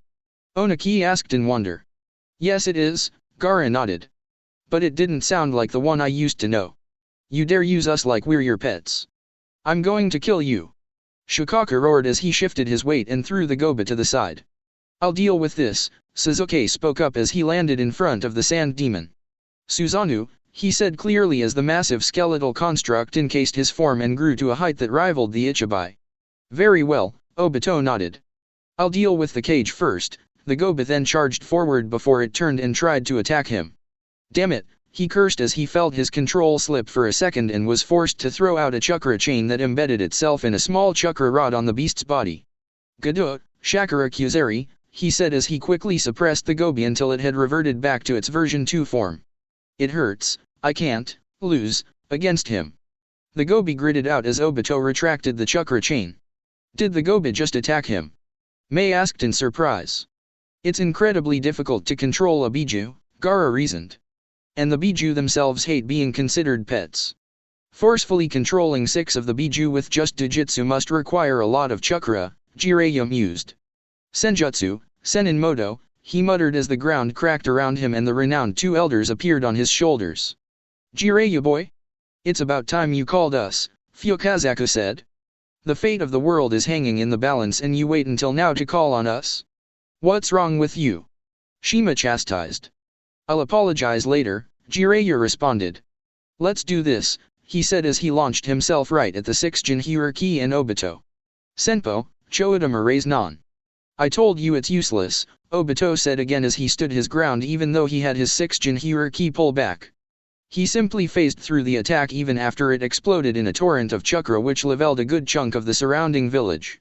This will take years to rebuild, he gritted out at seeing his ally destroy a part of his village. I'm done playing this little game, an unharmed Obito spoke up after the dust had cleared. This time it's 2, he said as both the Yonbai and Rokubai Jinhuriki fully transformed into their Biju. 2 of them at once now. Mei thought with growing worry. My father once fought the Hakubi by himself, he reassured. We can beat him. Sanzan, the Rokubai bellowed as a large stream of acid shot out of its mouth. Again Kaze cage. Oniki yelled as he created another stone golem to defend against the acid stream. Doton, Gormu no Jutsu. It's not enough. Gaara called back as against his sand augmented the golem against the Rokubai's attack. I won't let you destroy my village. He yelled as he punched the Yonbai in the face, knocking it back. I think it's about time that I wrapped this up, Obito mused as both of the Yonbai and Rokubai pulled back to his side. Do it. He gave the order and they started gather red and blue chakra spheres to their mouths. They're going to use that? Here. Jiraiya's eyes widened at the sight of the now black chakra spheres held in the 2 beasts' mouths. Shit. Oniki cursed. Biju Dama. Obito called out as the 2 chakra spheres fired at the cage. And 2 domes of light sprang up in the center of the village. Amaterasu, Sasuke whispered as black flames shot from his eyes at the Ichibai Jinhuriki standing atop his Biju's head. What happened to you, Sasuke? Kano Amaru questioned as sand rose up and intercepted the black fire. Why did you become a traitor and abandon everyone that cared about you? You live in ignorance of your clan's crimes against mine, so I will tell you before I take your life, Sasuke sneered at him. Your grandfather and his old teammates the elders of the village ordered my brother to slaughter my clan. What? Kano Amaru asked in surprise. You've got to be lying. There's no way that my grandfather would give such an order. This is the same man that allowed Naruto to be treated like a pariah, and he is the same man that sealed the Ichibai in you. For the good of the village, Sasuke said the last part mockingly. How many atrocities have been committed for the good of the village, I wonder? I admit that there are things that Konoha has done that I don't agree with, Kano Amaru paused for a moment before continuing. But I don't think what you're doing is the answer. Sasuke scoffed. I will destroy Konoha and your clan for its crimes against me and my family. Then we really have nothing left to say to each other, Kano Amaru said before narrowing his eyes. Do it now, Shukaku. Biju Dama. Shukaku bellowed as the chakra sphere it had been charging fired in a beam of light that washed over Sasuke and his Susanoo. I won't be killed that easily. Sasuke shouted as he was pushed back and felt his Susanoo shatter under the attack. Damn, he cursed as the blast died down. Katon, Gonrei's non. Kano Amaru called out from above as he threw a handheld fireball down at the disoriented Uchiha. It exploded in a column of fire upon contact as the young Sarutobi landed back on the Ichibi's head breathing hard. He'd been pushing the Ichibi's chakra for a while now as well as his sage mode and was finally feeling the strain from overusing both powers. Did we get him? He asked as he tried to slowly recharge his sage chakra. I think we wasted him. Shukaku laughed. Not quite. Obito's voice sounded from the smoke as it cleared to reveal him standing beside a battered but still very much alive Uchiha Sasuke. You? But? Kano Amaru asked with mounting horror. Where are the cage? Them? They're dead, Obito replied. He killed them. This masked guy had killed those that were considered the 5 strongest ninja in the world. What the hell could he do against that kind of power? Damn you, Kano Amaru growled out. Do you know despair now? Obito asked. It no longer matters, this world will end soon and when it does I'll create another one of my design where there will be no more anger, hatred, or envy. Amidst the debris that made up the battlefield that was Kumo, laid a mortally wounded Jiraiya with the other 4 cages all around him who was bleeding a lot from his stomach. Jiraiya boy. Fukazaku gasped the elder toad as he crawled over to the man. Are you alright, Pa? Jiraiya rasped out. Yes, Fukazaku nodded. I sent Shima home before the last attack hit us, he shakily stood. I dare say that if we weren't in sage mode at the time, we would be dead. And, the others? Jiraiya asked. They didn't make it, Fukazaku shook his head. I want you to go to Kano Amaru, tell him to run, don't let the Akatsuki get the itchy by. Jiraiya gasped out before closing his eyes and falling into his eternal sleep. And so ends the Shinobi Alliance. It's over, Obito declared as all 6 of his Jinhiriki paths landed beside him in their version 2 forms. Surrender the Ichibai to me or I will take it from you by force, why would you even protect it? It's caused you nothing but suffering since it was first sealed within you. Because it's a part of me, Kano Amaru replied honestly. That's all the reason I need. So be it, Obito said and slammed his hand down on the ground. Kukiyos, Gadamazo, he exclaimed as a giant demonic statue exploded from the ground and lifted both him and Sasuke up onto its head. Not that thing again, Kano Amaru cursed at the sight of the statue that had took the chakra from his shadow clone back when he had it captured by Kisame months ago. Let me show you my precious pets, Obito spoke clearly and a second later the 6 Jinhiriki fully transformed into their respective Biju. We're outnumbered 8-1, Kano Amaru gritted out. That's a bit much even for me. This isn't fair, damn it. Shukyoku yelled at the sight of his brothers and sisters. Honestly Kano Amaru, a familiar voice spoke up. Is this really all it takes to scare you? Huh? Kano Amaru asked as a figure landed in front of him on Shukaku's head. You. Shukaku shouted in surprise. What are you doing here? He was clearly still pissed about the whole attack on Konoha thing. I'm here to help you guys out, the newcomer as he looked back at them over his shoulder. A mask. Kano Amaru muttered and narrowed his eyes. You're the one we encountered in the Land of Iron and the one who summoned Shukaku to attack Konoha, aren't you? Yes, the masked man nodded. I originally wanted Konoha to gain a Biju so that they and the Akatsuki would hopefully end up destroying each other. But I never wanted the Biju to used as pets like this so I'm going to set them all free when we're finished here. You. Obito trailed off as he narrowed his eyes into a glare. I should have expected that you would show up here.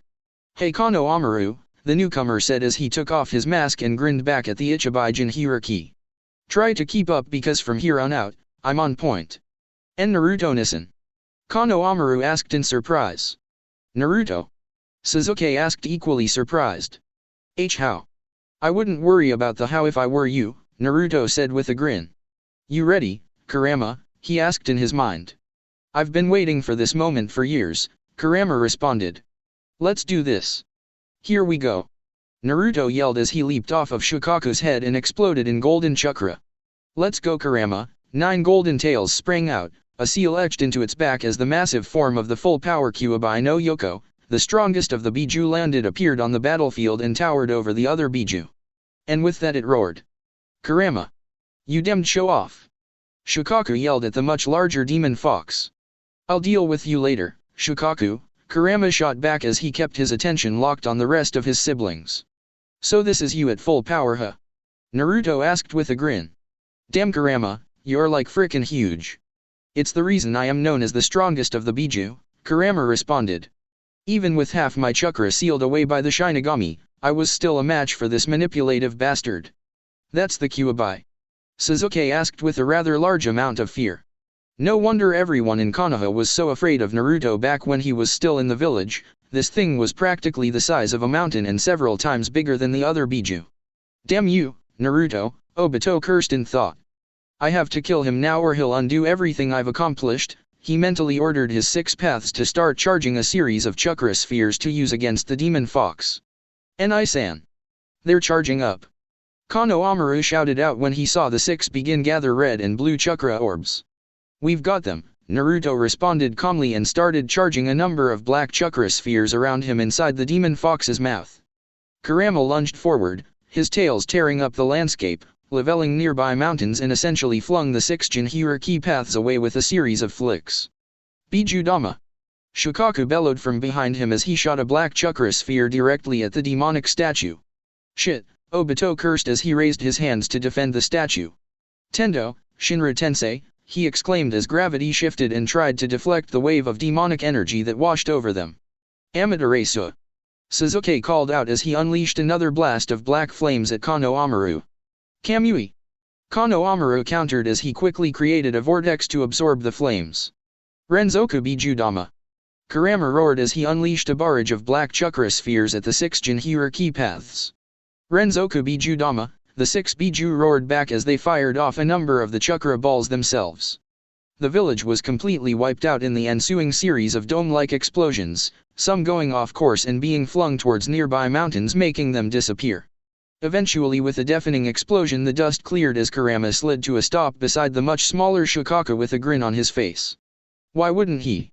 He hadn't had this much fun in decades nor had he actually fought against his siblings in centuries, so for once he was actually enjoying himself. The village. Konohamaru trailed off at the sight that greeted him. It was all gone. Kumo was already lost before I arrived, Naruto told him. There was nothing you could have done. It doesn't mean I have to like it, Konohamaru gritted out. Front and center. Shukaku shouted as the 6 transformed Jinhuriki started gathering chakra into a single massive black sphere. Damn it, Konohamaru cursed. He started charging his sage chakra again. I'm going to deflect it with my Kamui. Don't bother, Naruto responded. We've got this. He brought his hands up and started forming a black chakra sphere of even greater size. Damn show-offs, Shukaku grumbled. Udama Biju Dama! The 6 Jinhuriki roared as they launched the massive black sphere. Udama Biju Dama! Kurama bellowed as his own chakra ball exploded at them. They struck each other in the center and exploded in a massive dome of light that washed over the whole region, obliterating the clouds above them and reducing everything within 1,000 miles to nothing. When the light died down, Naruto and Konohamaru could still be seen standing atop Kurama and Shukaku while Kurama had his tails wrapped around each of the 6 paths' necks. Clones of Naruto were inside all of the tails and grabbed onto the chakra rods that were embedded within them. Not far away, Obito glared as Naruto ripped the chakra rods out, forcing Obito to have his Gadamazo launch a series of chakra chains to grab and pull the Biju back into the statue. Sasuke stood beside him atop the statue's head and his Susanoo was active, creating armor for the statue, and was the only reason that the statue had actually survived that last clash. With the 6 Biju Reseled in the statue and his paths effectively out of the picture, Naruto and Konohamaru released both Kurama and Shukaku's forms before landing beside each other to confront the 2 Uchiha. Uzumaki Naruto, Obito said with no small amount of disdain. Why don't you just give up and accept defeat? Because I still have something worth living for, Naruto replied honestly. People like who have given up on this world have no right to tell us to give up, Konohamaru added. Land of the Lost, Mountain's graveyard. Yakushi Kabuto wasn't like others like Sasuke, Tobi, or even Orochimaru himself because unlike them, he never really had a real identity or even a home. It's what made him such a good spy and more importantly, such a good liar too. The closest thing he'd ever had to a family was with her back in the orphanage before everything began with Danzo, Root, Konoha, and his former master, Orochimaru. After Sasuke had killed Orochimaru, Kabuto had traveled to the Ryokai Cave, home of the snakes, and trained in the sage arts under the Great White Snake. He soon approached Tobi and offered to join him for no other reason than for his own amusement, summoning legends back to this impure world from beyond the grave with Edo Tensei. He hadn't expected them to find him, however. "You broke through my barrier," Kabuto commented as he maintained his crouched position over his map of the battlefields. "It seems you know it quite well." "I am the best chakra sensor in the shinobi world," Karen declared plainly as she stood alongside Tsunade. "It wasn't that hard to find you." "Uzumaki Karen," Kabuto chuckled. "Orochimaru-sama tried very hard to find you after Suna raided your home village for your sensory ability. I wonder just how far he would have gone if he had known that you possessed the Rinnegan too? I guess we'll never know now, Kukyukyuku. We're here to kill you," Tsunade spoke up. "And end your Edo Tensei." "Edo Tensei?" Kabuto asked, clearly amused. "No one can end this jutsu but me, it wouldn't even stop if I was killed." "Ahahahaha. You've become just like Orochimaru," Tsunade commented on his new looks. "You are nothing but a fake." "So are you too," Kabuto countered. "I know that Senju Hashirama survived his supposed death in the First Shinobi War and harvested a Sharingan, evolving it into the Rinnegan which he then gifted to you, Karen. And you, Senju." Tsunade inherited his knowledge of medical ninjutsu, though I think we all know that you both could never compare to the likes of the Shodei Hokage. You both are nothing but watered-down successors of a man that was practically a living god. What's your endgame?" Karen asked the question. "I can understand that Tobi wants the Biju to resurrect the Juubi, but what do you want exactly?" "Me? I thought that was obvious," Kabuto chuckled. "I want the power of those legends that were recognized as the strongest in history. All of this has been nothing but a test, and I'm pleased to say that it's a complete success." "I'm going to kill you," Karen declared simply. "I'll deal with those you've summoned after you're dead. I'm sure my Ningendo can remove the souls of the people you've resurrected and enslaved. Her Rinnegan could be a problem if I don't handle this carefully," Kabuto thought as he stood up and formed a hand seal. Snakes slithered out from behind him and started to enlarge, causing the two Yukinins to tense. "This is my field and nature is on my side," he said as the snakes lunged right at them. "Tendo, Shinra Tensei," Karen whispered as gravity rippled and blew the snakes away, sending them crashing into the far wall. "Tsutenkyaku," Tsunade called out as she appeared above the snake user and swung down with her leg.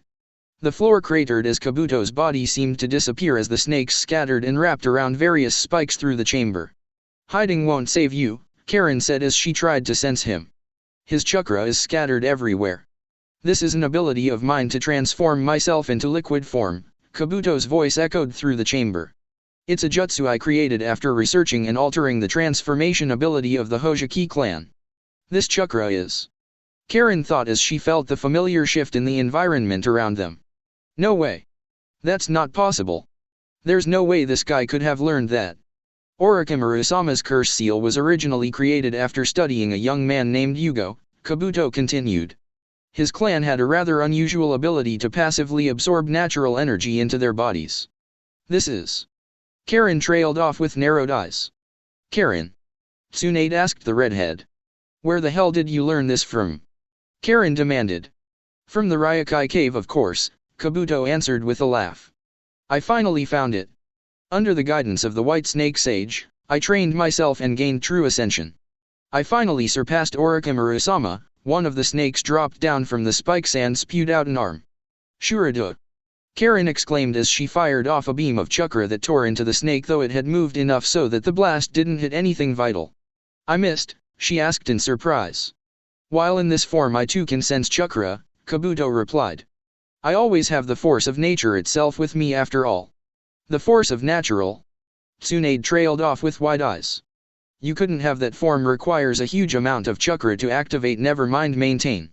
There's no way you have enough chakra for something like that.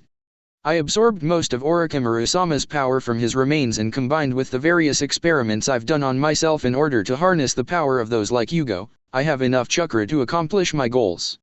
Orochimaru-sama tried to gain this ability himself, but he simply didn't have the right body for it, Kabuto explained as he climbed out of the snake's mouth. Even he couldn't become a true sage like I did. Senjutsu. Tsunade shook her head at the sight before her. You actually learned Senjutsu. My power in sage mode is greater than anything either of you can bring to bear, Kabuto proclaimed as black rings appeared around his eyes and his pupils elongated into vertical slits like that of a snake. I am no longer a snake, now, I'm a dragon, he declared as he threw off the cloak to reveal his new form. Senjutsu, Senin Moto. This isn't going to be easy, Karen gritted out. We'll take him together, Tsunade responded. I wouldn't be so sure about that, Kabuto smirked and slammed his hand down on the floor. Kukiyos, Edo Tensei, 3 coffins exploded from the ground beside him. You didn't, Tsunade paled as the coffins fell open to reveal their occupants standing inside. By the sage, she whispered when she saw the man that stepped out of the center coffin. Perhaps I should introduce you. Kabuto asked with great amusement. Senjutsunade, Uzumaki Karen, allow me to introduce you to Uchiha Itachi, Uzumaki Nagato, and Uchiha Madara. So it finally happened, it would appear that little brat Nagato managed to grow. Madara began only to pause at the sight that greeted him. What happened? Nagato asked as he shakily stood on his own damaged feet. This is the real world, but I died, what's going on? Kabuto, you. Itachi trailed off. I summoned you all with Edo Tensei, Kabuto explained. Did you say Edo Tensei? Isn't that the jutsu known as a complete atrocity against the entire flow of life and death in the universe? Madara questioned. Who are you? My name is Kabuto, the Hebai Senin introduced. I'm his partner, he smirked. Your Edo Tensei is special compared to the others, I made you even better than you were in your prime. My prime? Madara narrowed his eyes at him. You know about my prime? Well, no. Not really, why don't you show it to me? The power of the Uchiha, Kabuto suggested before turning his gaze on the other 2 summoned men. Hello Itachi, Nagato, it's been a long time. You were Sasori's spy, Nagato said with narrowed eyes. He seems to have resurrected us with Edo Tensei, Itachi mused. For what, I wonder? Nagato, Madara said almost confused. For you to be summoned you would have to die, and you didn't use Rin'ai Tensei to resurrect me like we planned, what's with everyone? What happened? Rin'ai Tensei? Nagato asked alarmed. This is bad, Tsunade whispered to the redhead at her side. I'll hold off Madara, Itachi, and Nagato, do you think you can handle Kabuto by yourself? Maybe, Karen answered honestly. It won't be easy, that's for sure. Katon, Goka Mekyaku. Madara bellowed as he unleashed his massive blast of fire at the 2 women. Gakido, Fujitsukuin, Karen said as she quickly absorbed the flames. That's the Rinnegan, Madara realized with surprise. How do you have those eyes? That's none of your business, Karen told him. Tsutenkyaku. Tsunade exclaimed as she appeared above the legendary Uchiha and struck down with her leg. Susanoo, Madara whispered as his eternal Mangekyo Sharingan shifted into being and encased him in a dark blue skeletal cage of chakra. That's Desh. Tsunade started only to be knocked away when the ribcage expanded and formed a large ethereal monstrosity around Madara. So this is Uchiha Madara, Nagato commented. Impressive. This doesn't even come close to his real strength, Itachi countered. Tendo, Shinra Tensei. Karen called out as she sent a blast of gravity at Madara, sending him flying back, Susanoo and all. It would seem that your mastery of the Rinnegan is too much, Madara mused as he closed his eyes. Here it is, Kabuto's smile widened from the back.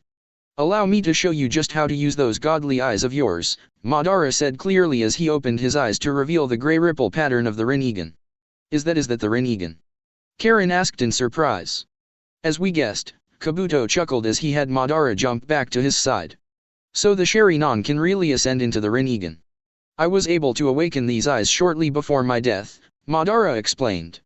You said that your name was Kabuto, what did you do to my body? Didn't I just tell you? I made you even better than you were in your prime, Kabuto replied with great amusement. So you survived your battle with my grandfather, Tsunade realized. And you took his power in order to awaken the Rinnegan. You know my body's secrets. Madara questioned Kabuto. How could someone like you decipher the writing on the Uchiha monument when you can't even read it? Orochimaru-sama and I simply formulated a hypothesis based on data we gathered from experiments, Kabuto answered truthfully. And now you just proved that our hypothesis was correct, the Rakuto Sennin. Finally I can finally see a part of that god's strength. Thanks to your power which I created. Don't misunderstand, Madara responded as Susanoo exploded into being once more, only this time it had two faces on its head and its forearms were locked in a pair of hand seals. This power wasn't created by you. What's going on? Tsunade asked as the ground started to rumble beneath them. This chakra. Karen paled as she felt the rising power levels. This is insane.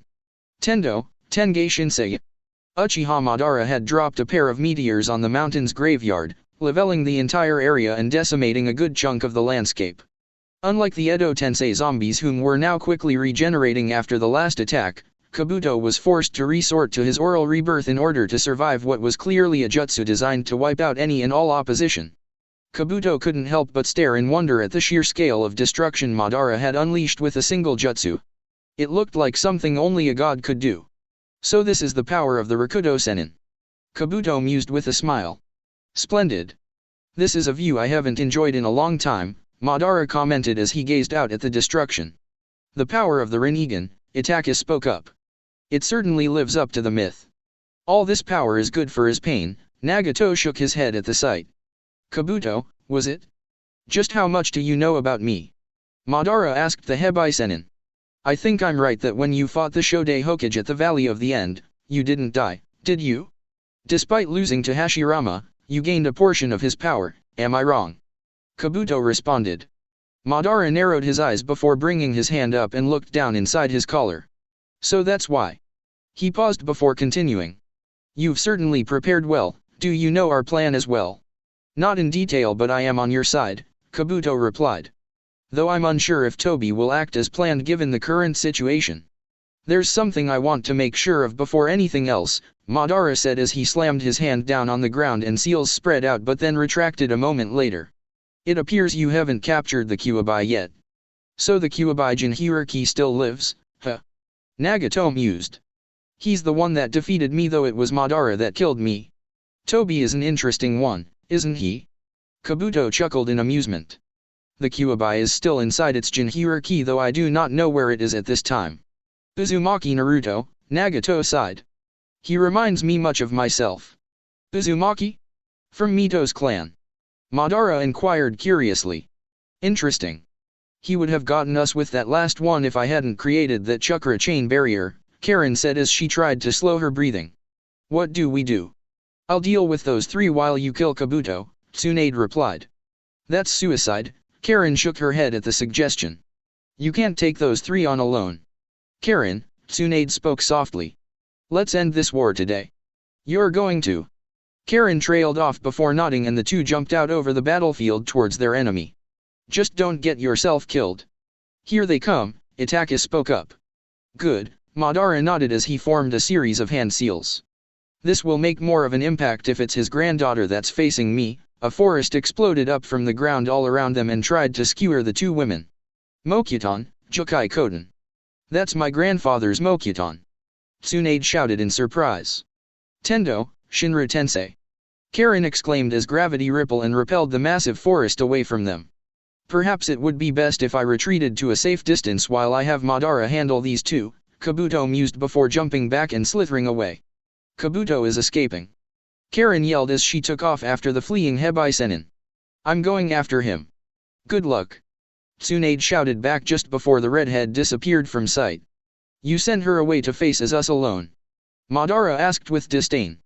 You're definitely his descendant. Uchiha Madara. Tsunade declared.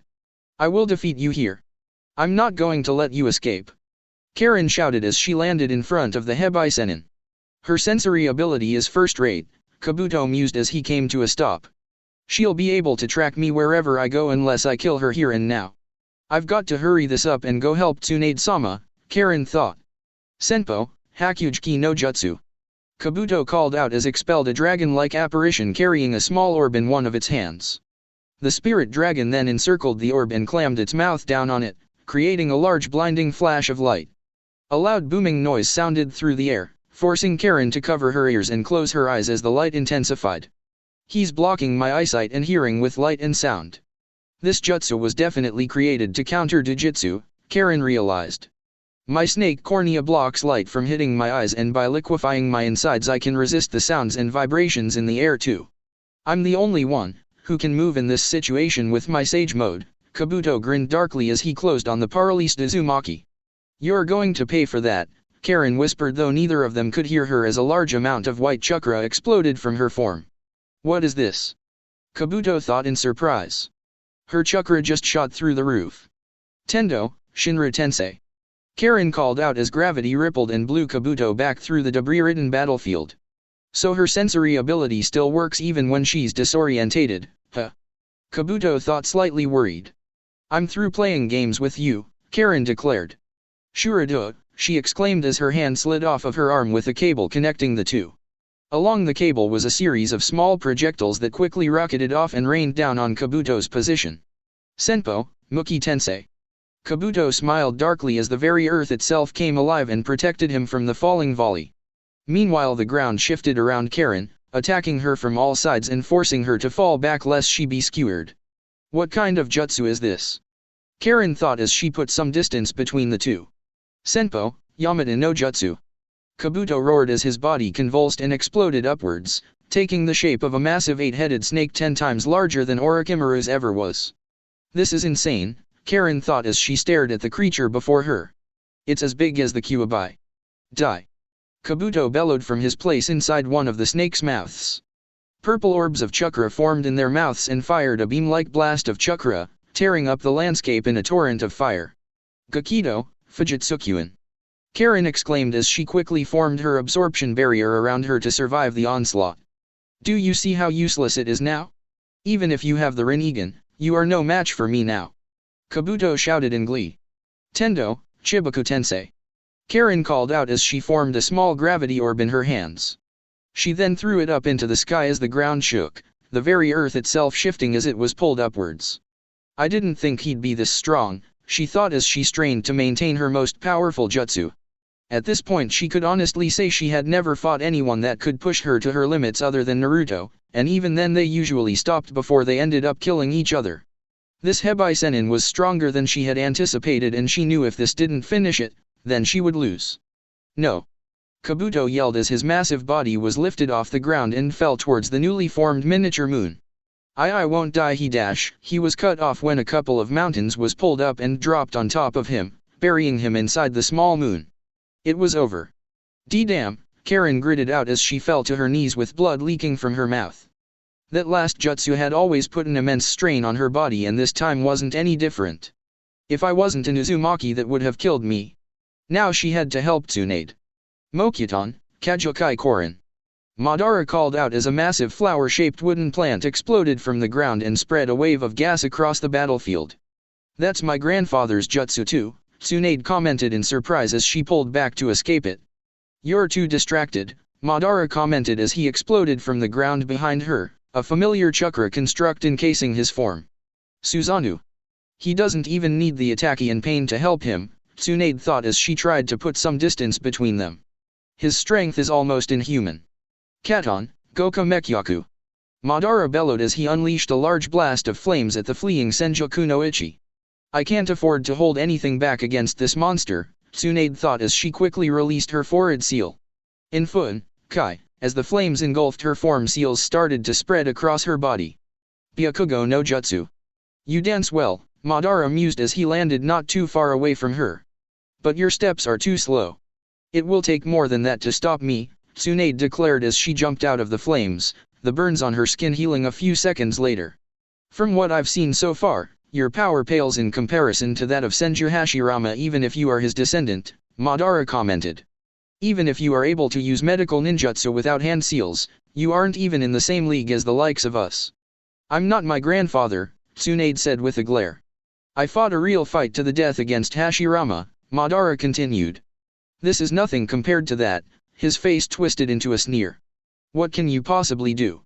You can't use Mokuton and you're a weak woman, especially compared to the likes of Uzumaki Mito. Weakness revolts me, weak Senju even more so. I am the granddaughter of Senju Hashirama, who was regarded as the strongest shinobi of his era, Tsunade nodded. It's true I can't use Mokuton and it's true I'm a woman, but I am certainly not weak. Prove it, Madara dared her.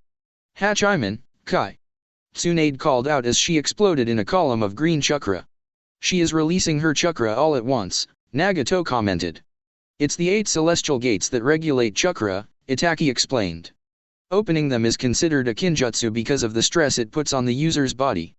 Do you really wish to die that much? Madara asked her. Opening all 8 gates at once is going to kill you. You're wrong, Tsunade countered. As long as my Byakugo no Jutsu is active I cannot die even with all 8 gates open. Byakugo?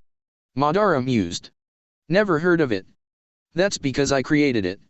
Tsunade shouted as she disappeared in a burst of speed and reappeared in front of Madara. She's much faster than before, Madara thought as the Senja woman landed a punch directly to his Suzanu's ribcage, almost caving it in. She's stronger too, he added as he was thrown back a considerable distance. Katon, Goka Mekyaku. Hirudora. Tsunade countered by punching forward, creating a massive tiger-shaped blast of air pressure. Now this is Hashirama's descendant, Madara mused in approval as the tiger quickly overwhelmed the flames. You're mine now. Tsunade shouted as she dashed towards him. Susanoo. Itaka called out as he dropped down in front of her with his chakra construct fully formed around him and the Yama no Kagami brought down to defend. Tendo, Shinra Tensei. Nagato exclaimed as he quickly blasted her back with a gravity wave. Damn it, Tsunade thought as she pushed herself back to her feet. How am I supposed to finish him off if the other two keep stepping in like this? You certainly aren't a weak woman, Madara spoke calmly. But you still can't compare to Hashirama, that man. I don't know what he left you, but this falls short of what he could do. He should have taught his underlings how to resurrect him like I have done and then maybe I could have a challenge. I've had enough of your talk, Tsunade said with a glare. Tajimoku Bunshin no Jutsu, Madara spoke clearly as a dozen wooden clones grew up from the ground at his side.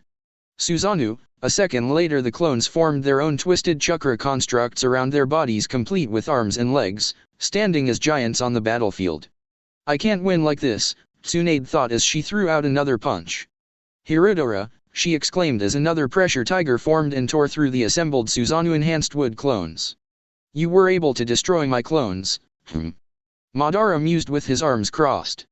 Very well then, I guess it's time I show you the full power of Uchiha Madara. Dark blue chakra exploded from his form many times that previously seen from him and his clones.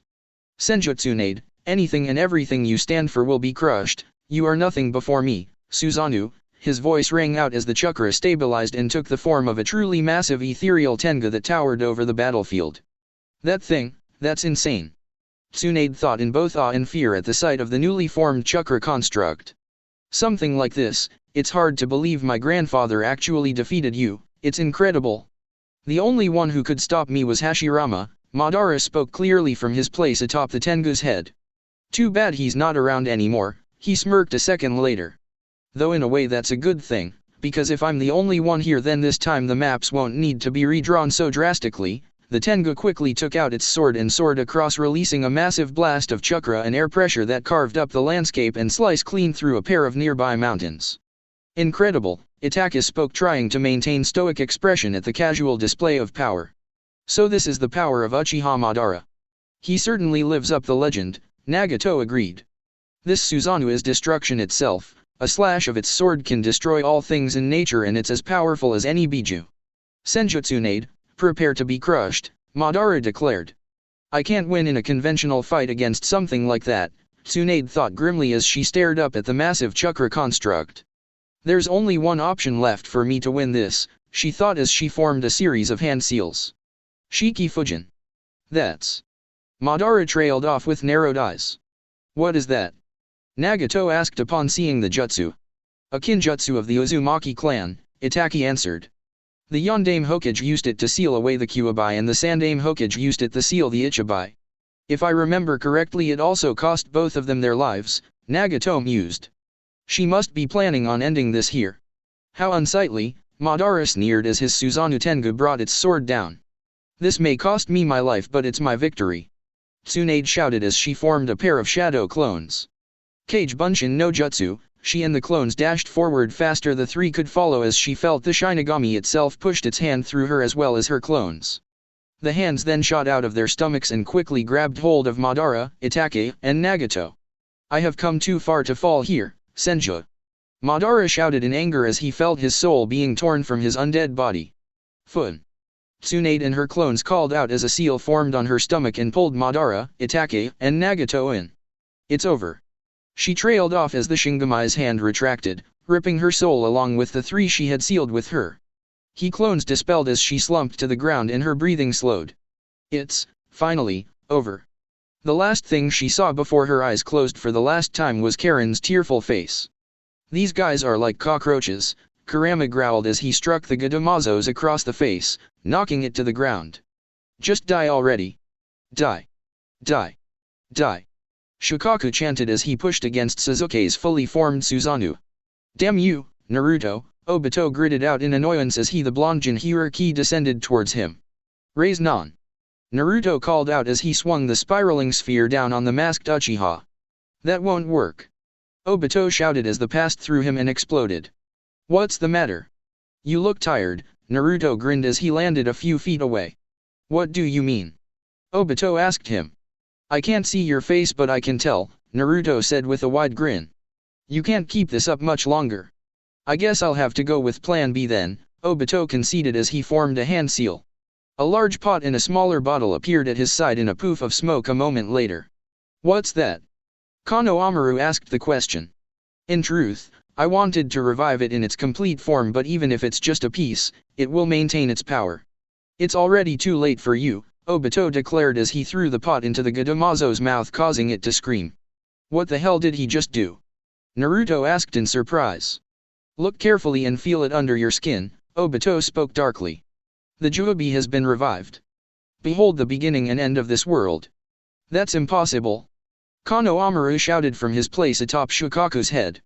You don't have the Ichibai or the Kyuubi. A piece. Shukaku gritted out. The clone you captured. You mean the clone I made to fool Kisame? Kano Amaru asked his Biju. He didn't take you, only the small amount of your chakra I put into my shadow clone. So it only needs a part of the Biju to be revived. Naruto asked now worried. That pot and bottle he had the statue devour were tools created by old man Rakuto, Kurama explained. They have the power to seal away almost anything, whatever goes in never comes out no matter what happens. Earlier I felt the presence of those that had absorbed a bit of my power but they suddenly vanished from my senses earlier. The Shinobi Alliance must have used the pot and bottle to seal them. If that's true then the statue now has your chakra in it too, Naruto said grimly. But it's only a piece, Kurama continued. I don't know what kind of form the Juobi will be revived in. If that's the case then I want to try something, Kano Amaru spoke up. Sarutobi Kano Amaru, Obito said clearly. You're just like Kakashi, you open your mouth so easily that it's no wonder you've lived a life of regret. Regret? I regret nothing, Kano Amaru denied. Naruto, Kano Amaru, why do you fight against us? We're trying to create a better world free of this hell, Sasuke asked the two. You're both Jinchuriki and have suffered more than anyone so why do you still fight for this world? Because we're the only ones who can, Naruto answered honestly. Yeah, Kano Amaru agreed. We were born to do this. I see, Sasuke nodded as his Susanoo reformed. Old man Rakuto once said that the Juobi's complete revival will signal the end of the world, Kurama mused. But then again it's only got a piece of Shukaku's in my chakra instead of the whole thing so I think we stand a chance. You're misunderstanding, Obito countered. The Juobi's revival doesn't need to be perfect for my plans, my goal is to use it as a power source to cast my Mugen Tsukuyomi on this entire world. To make this world one with no war, no peace, nothing, a perfect world. There lies truth in a singular consciousness that has abandoned individuality. This world no longer needs heroes or hope for the future. If the Juobi is revived even in its incomplete state I'll be able to use Mugen Tsukuyomi and then reality will end. All that will exist is a single never-ending dream. Has anyone ever told you that you're kind of an asshole? Naruto asked him with a grin.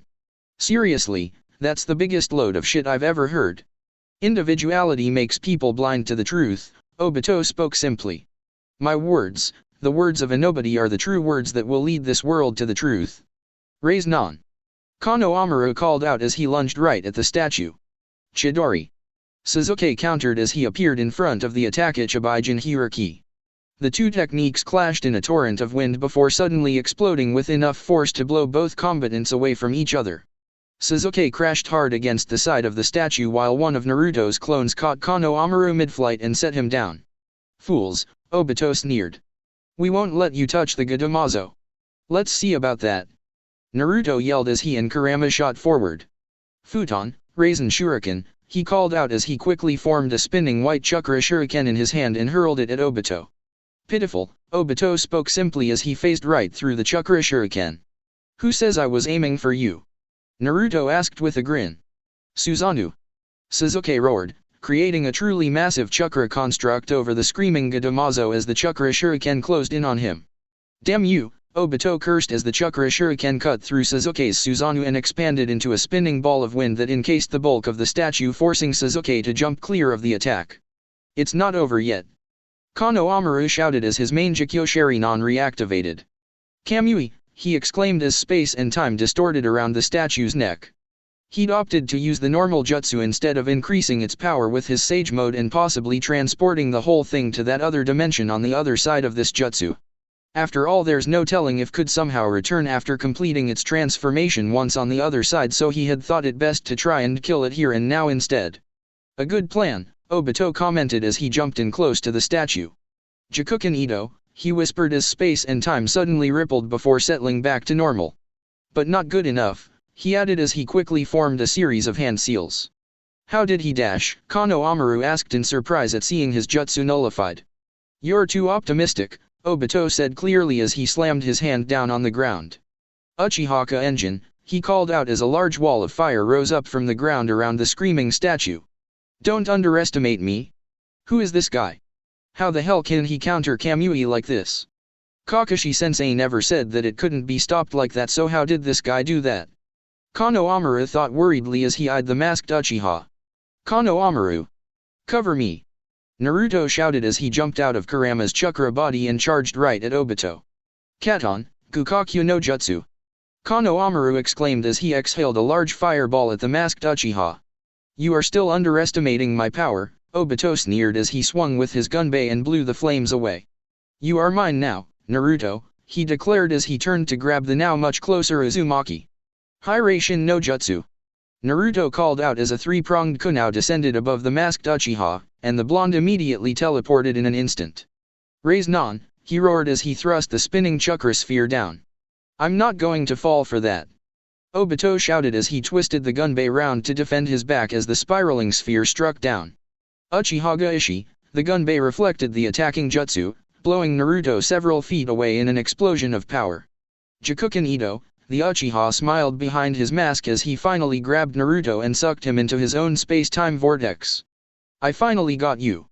"Not quite," Naruto yelled from above, causing Obito to glance up in surprise. "Senpo, Choudama raise non," Naruto called out as he struck down with a much larger spiraling sphere. "You're a bit slow," Obito sneered as he phased out of reality, shifting into his own personal dimension only to come face to face with another Naruto. The clone from before, he thought in surprise.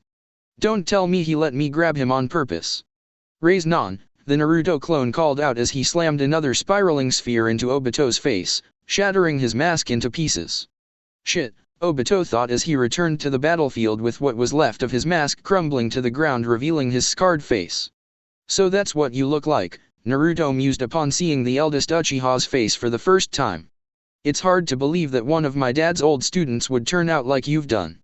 "Your father was never there when it really mattered," Obito responded calmly. "Who is he?" Kano Amaru asked over his shoulder. "A former student of my father, and Kakashi's old teammate," Naruto replied with a shrug. "He was supposed to have died in the last war, but he somehow survived and summoned the Kyuubi to attack Konoha 21 years ago. So I am not the last Uchiha alive after all," Sasuke spoke as he landed beside Obito. "You aren't dead yet?" Naruto asked his former teammate in surprise. "I thought I killed you already." "You really have changed, Naruto," Sasuke mused as he stared at his former best friend. "Oh please," Naruto almost groaned. "Sasuke, you and I both know that I was nothing but a stepping stone for you to awaken those cursed eyes of yours." "Hell, Didn't you find it strange that old man Sandaime assigned both of us to the same team along with Kakashi, a well-known shinobi with a Sharingan and a useless fangirl? He set us up from the start to have you either kill me or Sakura in order for you to gain the main Jikyo Sharingan. Katon, Bakufu Ranbu. Obito called out as he exhaled a large blast of fire which quickly mixed with his localized space-time vortex to create a spiraling barrage of flames. Don't interrupt me when I'm talking. Naruto shouted as Kurama's tails slammed down between the two, batting the flames aside. Jakuken Ito, Obito whispered as he reversed his space-time vortex and expunged a volley of large shuriken at Naruto. Don't forget about me. Kano Amura yelled as sand exploded from the ground and intercepted the shuriken. I haven't forgotten about you, Obito glared back as he jumped high into the air and unleashed a barrage of small black rod-like objects at Shukaku. Gado, Shakura Kyuzeri Fun, he spoke calmly as the chakra rods pinned down Shukaku's arms and neck with chakra chains linking them. He's using a variation of Karen's jutsu, Naruto mused as he saw Shukaku's body dissolve into lifeless sand. It's a good thing Shukaku isn't like the rest of us Biju, huh? Kurama grumbled, for once impressed with the weakest of the Biju. The others all have physical forms, even Madatabi, but since Shukaku is made out of sand, that kind of seal won't work on him. Accursed beasts, Obito gritted in annoyance. Sasuke, catch, he said to his clansmen before threw his gunbei to the younger Uchiha. You can have it for now, but I want it back later. Sasuke grunted as he caught the gunbei and reformed his Susanoo. Nii-san, Kano Amura spoke up. If you can deal with Sasuke, then I can hold off Obito until you're done and then we'll stop the Juobi's revival, he said as Shukaku quickly reformed behind him. Alright then, Naruto nodded in agreement and formed a hand seal. Mokuton, Makuryu no Jutsu, a large wooden dragon exploded from the ground and lunged at Sasuke. It quickly wrapped itself around the Susanoo, restricting its movements as it struggled to break free. Anton, Kagutsuke no Tsurugai. Sasuke called out as his Susanoo's sword caught fire and set the wood dragon ablaze with black flames. Not too far away, Kano Amura landed on the ground as Obito unleashed a barrage of large shuriken from his space-time vortex, forcing the Ichibai Jinchuriki to form a wall of sand to intercept them. Obito phased through the sand wall and grabbed the young Sarutobi. I've got you, Obito declared as he sucked Kano Amura into the vortex. Jakuken Ito. Kano Amura landed in a heap once he was dropped into the strange dimension he'd be transported to and groaned as he rolled over on his hands and knees. This isn't working, he thought as he pushed himself to his feet. I need to get out of here and back into the fight. But how? He looked around trying to find a way out but found none. Wait, if this guy was Kakashi-sensei's old teammate and if this guy really is the one that gave him the Sharingan in the first place, then they must operate on the same principle. I've seen him appear and disappear using that jutsu of his, so maybe. He brought his hand up to his face, covering his left eye. Kamui, he whispered as his jutsu activated and he suddenly found himself back on the battlefield. That's my eye, Obito mused. You came back, HN. You can't get away from me that easily, Kano Amura grinned back. Udama Bijudama. Naruto and Kurama exclaimed from the side, catching their attention. Not too far away they could see Kurama with Naruto inside his head charging up the largest Bijudama they'd ever seen. The shot forward, tearing up the battlefield before slamming into the barrier surrounding the Gadamazo and exploded in a dome of light that consumed their vision. The statue's chakra. Kano Amura trailed off in surprise. It's gone, is it, over? Is this the end? Yes. Obito spoke from the side of this world. A deafening roar soon followed, causing the four combatants to look over at where the statue had once resided. The Juobi had been revived. Is that the... Naruto trailed off at the sight. Yes, Kurama confirmed. That's the Juobi. It was a disgusting-looking creature with one large eye that looked like a cross between a Rinnegan and a Sharingan. Almost immediately, Obito and Sasuke landed on the Juobi's head as Kano Amura jumped up onto Shukaku's head. The reason you can't feel the negative chakra it was giving off before is because it doesn't have emotions or ideals like what you're used to. It can't be sensed. That thing is the same as the natural energy circulating the world, like what you would feel from the earth or the water and even the air itself. I wonder. Naruto mused as his eyes changed color and his sage markings appeared on his face. Stop it, Naruto, Kurama told him. It's no use, you'll just measure that it can't be measured. That's not even funny, Kano Amura commented, having already shifted into his own sage mode. How could anything have that much power? I had wanted to put them out of their misery of being Jinhiriki, Suzuki spoke up as he stood atop the Juobi's head. But they're better than I expected. I'm going to start Mugen Tsukuyomi as soon as it's ready, Obito responded. It will take time for you to pull the moon close enough to do that, Suzuki mused. They will get in the way, the safest thing to do is to kill them with the power of the Juobi. Suzuki. Obito trailed off. You just want to try out the Juobi's power, don't you? Just like a child, he smirked slightly as the Juobi brought its arm down, blowing up a good chunk of the landscape. Shit just got real. Naruto shouted as Kurama and Shukaku raised their arms to shrug off the wave of debris that flew at them. Listen up, first let's keep at a distance and see what it does. Depending on what it does, we'll attack it from as close as possible. Kurama shouted over the sound of the shockwave. You're still a damned show-off, Kurama. Shukaku yelled back. Let's go. Kurama roared as he lunged forward only to be struck by the Juobi's large fist, which had moved far faster than a creature its size was supposed to move. Damn bastard, the Chakra Fox growled as he righted himself and charged up a barrage of black Chakra spheres. Damn you! Shukaku shouted only to be batted away, his body smashed with a single smack from the Juobi's demon claw. Renzoku Bijudama. Kurama called out as he unleashed the explosive volley at the Juobi. Choudama Bijudama. Obito's voice echoed from atop the Juobi's head as it unleashed a large beam-like blast of concentrated chakra. Shit, Kurama cursed as he wrapped himself in his tails. Mokuton, Hobi no Jutsu. Naruto called out as he quickly flung himself out of Kurama's body and formed a face-shaped wooden construct around himself. The beam washed over the two, obliterating 8 of Kurama's 9 tails in an instant and forcing his body to break apart. You okay, Kurama? Naruto asked in thought as they crawled out from the now destroyed wooden construct. Give me a few minutes to recharge, Kurama told him. Kano Amaru, you okay? Naruto yelled out. Why yeah, was Kano Amaru's stammered reply. He was currently pushing himself out of the ditch he'd ended up in when the Juobi had destroyed Shukaku's body and sent him tumbling down to ground zero. He was bleeding from a head wound and the sand armor he was encased in was cracked all over. Do you think you can buy me a little time? Naruto asked him. How long do you need?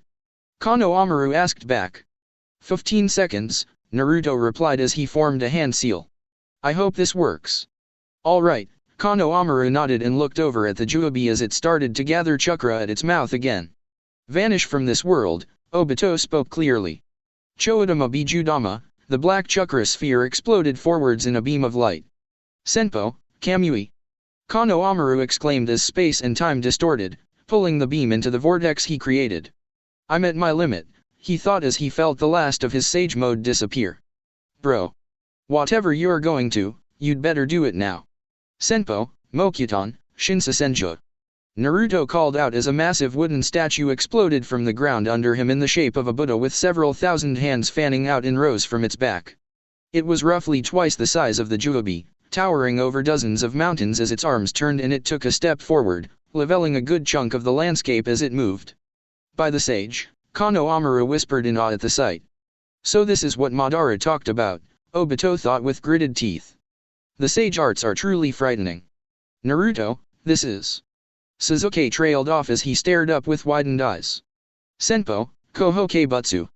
Naruto exclaimed as the wooden statue's hands descended upon the Juobi in a massive barrage of fists.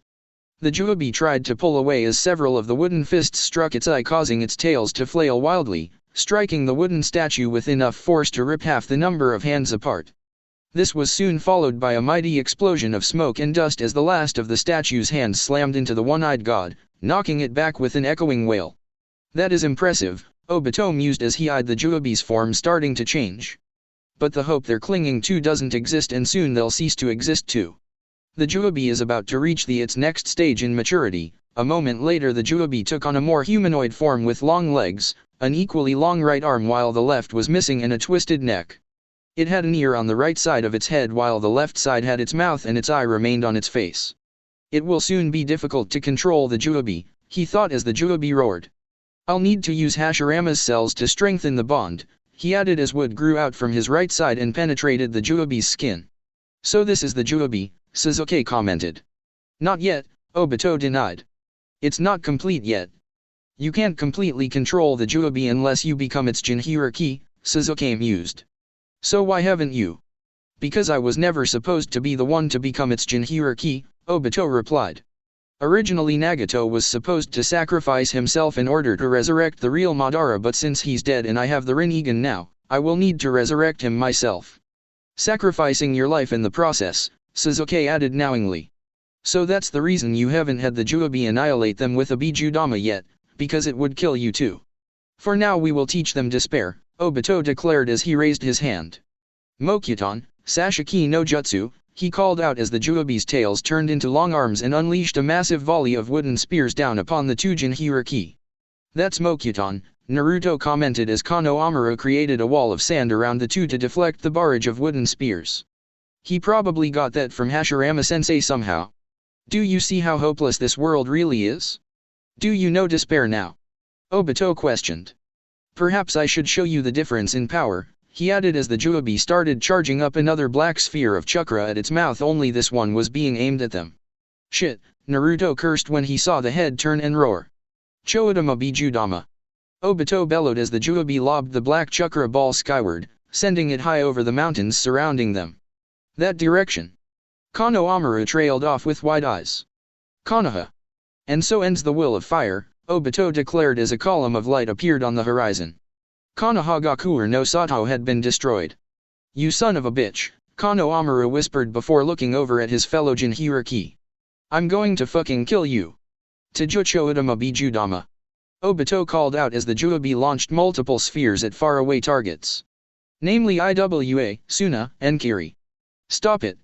Konohamaru shouted as he prepared to launch himself at the elder Uchiha, only to be grabbed by Naruto, stopping him from moving. Let me go. I have to stop him. You can't fight without a plan. So shut up and let me think, damn it. Naruto growled at him before calming himself.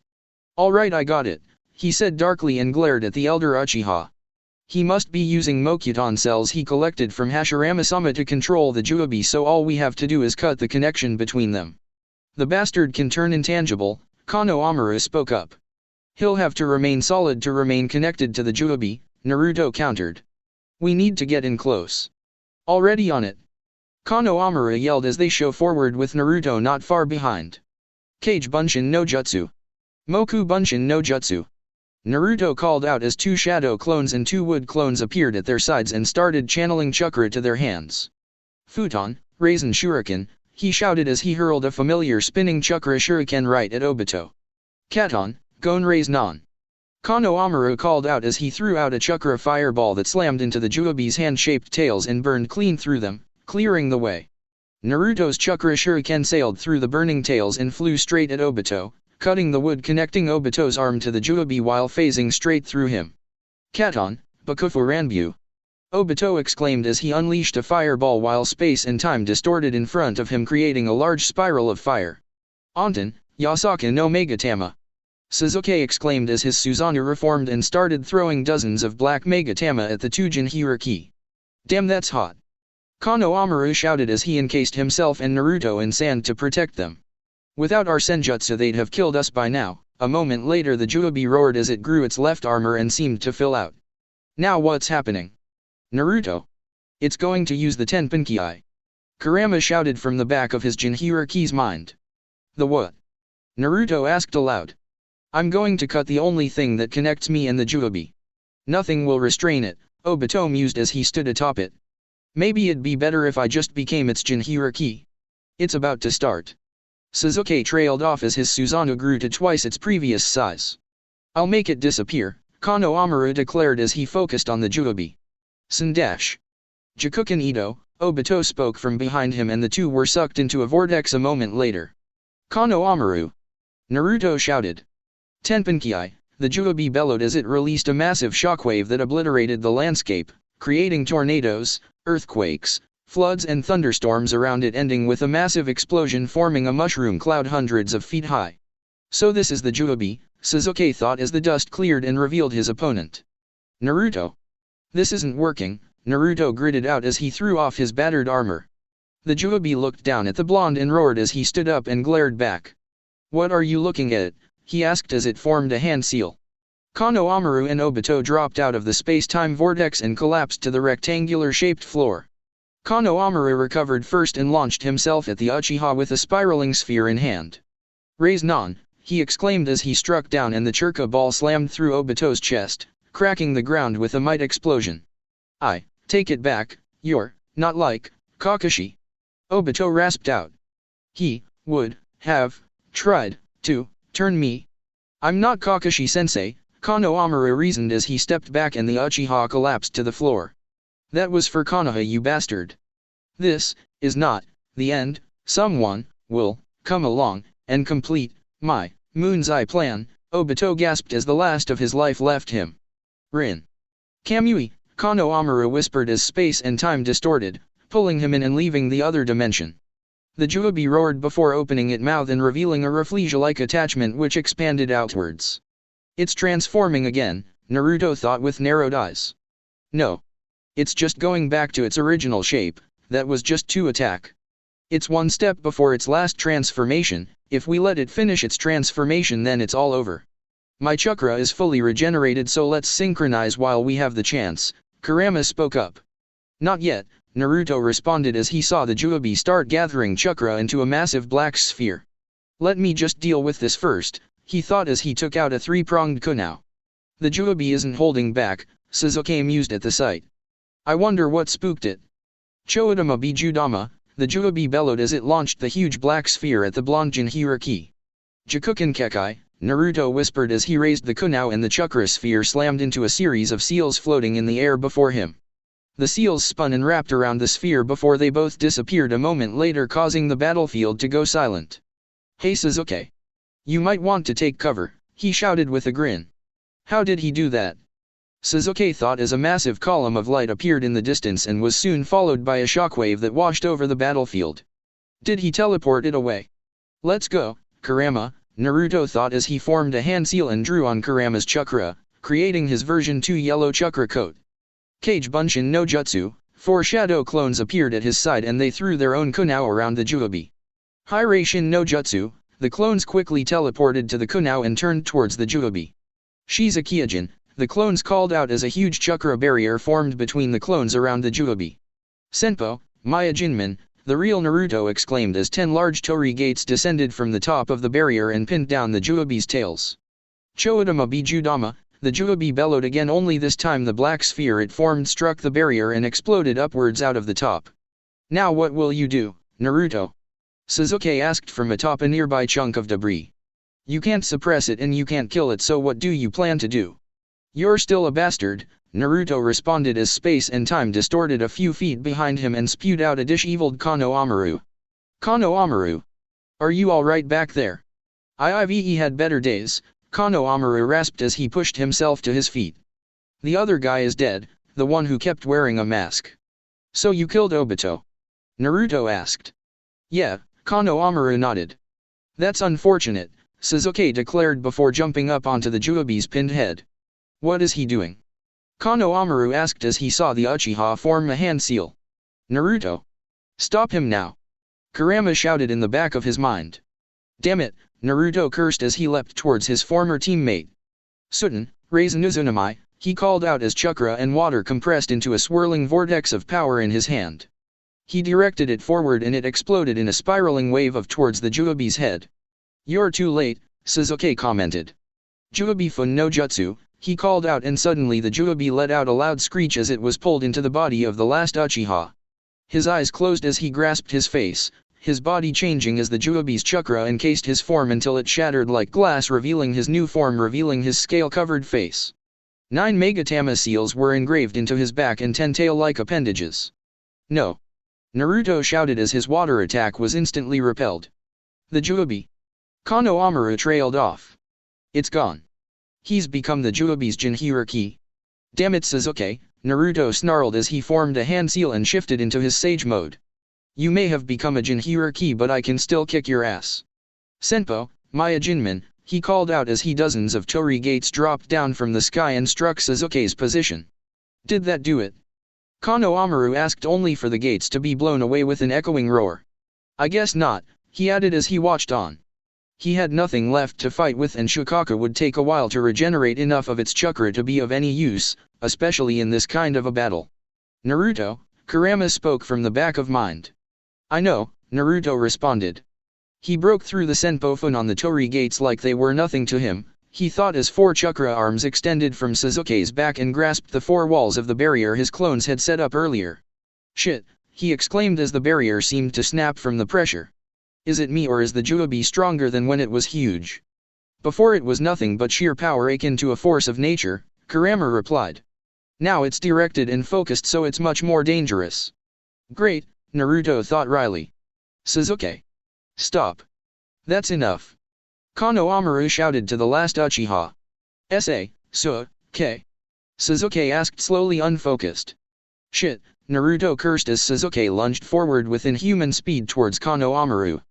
Hiraishin no Jutsu, he thundered as he quickly grabbed the Ichibai Jinhyura ki and teleported away, narrowly escaping getting his side torn off by the attacking Uchiha. He's fast. I didn't even see him move, Konohamaru added as Naruto dropped him to the ground several miles away. Hey. What are you? He started only for Naruto to teleport away without him. He's going to fight Sasuke alone. Naruto reappeared near the center of the debris-ridden battlefield and spotted Sasuke not too far away, writhing about as his body convulsed and mutated further. What the hell is happening to him? Naruto asked in thought as he felt his sage mode leave him. He isn't like you or Hashirama, Kurama reasoned. You can't expect him to be able to handle the power of the Juobi even with those cursed eyes of his. His body can't take it. Naruto blinked in surprise though he really shouldn't have been. He'd known that while the Uchiha had inherited a bastardist version of the old sage's eyes, the Senju had inherited his inhuman physical capacity which had been passed on to the Uzumaki when the clan was founded. It was the reason why Konoha had brought in his mother to become Kurama's second Jinhyura ki, because even if the Uchiha had a better chance of controlling the Kyuubi's power, only an Uzumaki or a Senju could possibly survive having such a creature sealed within them. It wasn't really a secret that Kurama was as powerful as the other 8 Biju combined and as such he held half of the Juobi's power himself so no normal human could hope to survive being his Jinhyura ki unlike the cases with his brethren. Judging by how Obito had used Mokuton earlier and had acquired Nagato's Rinnegan, it seemed even he knew that the Sharingan alone could never hope to completely control the Juobi. It seemed that Sasuke hadn't taken that into account. Anton, Umi no Koken, Sasuke whispered as black flames exploded from his right eye in massive wave of death that set the world in front of him ablaze. Jakuken Kekai, Naruto countered as he held up a kunao and quickly drew in the black flames, teleporting them away. Sasuke? Can you understand me? He asked as he quickly drew on Kurama's chakra. I will delete the past. Sasuke spoke slowly as his eternal Mangekyo Sharingan spun wildly and the Juobi's chakra encased his form creating a black shroud forming 3 tails.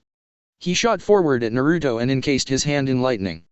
Raiden, Habatakichidori, the echoing sound of 1,000 flapping birds echoed across the battlefield as he drove the now black lightning-covered fist at the blonde sage before him. Futon, raise non.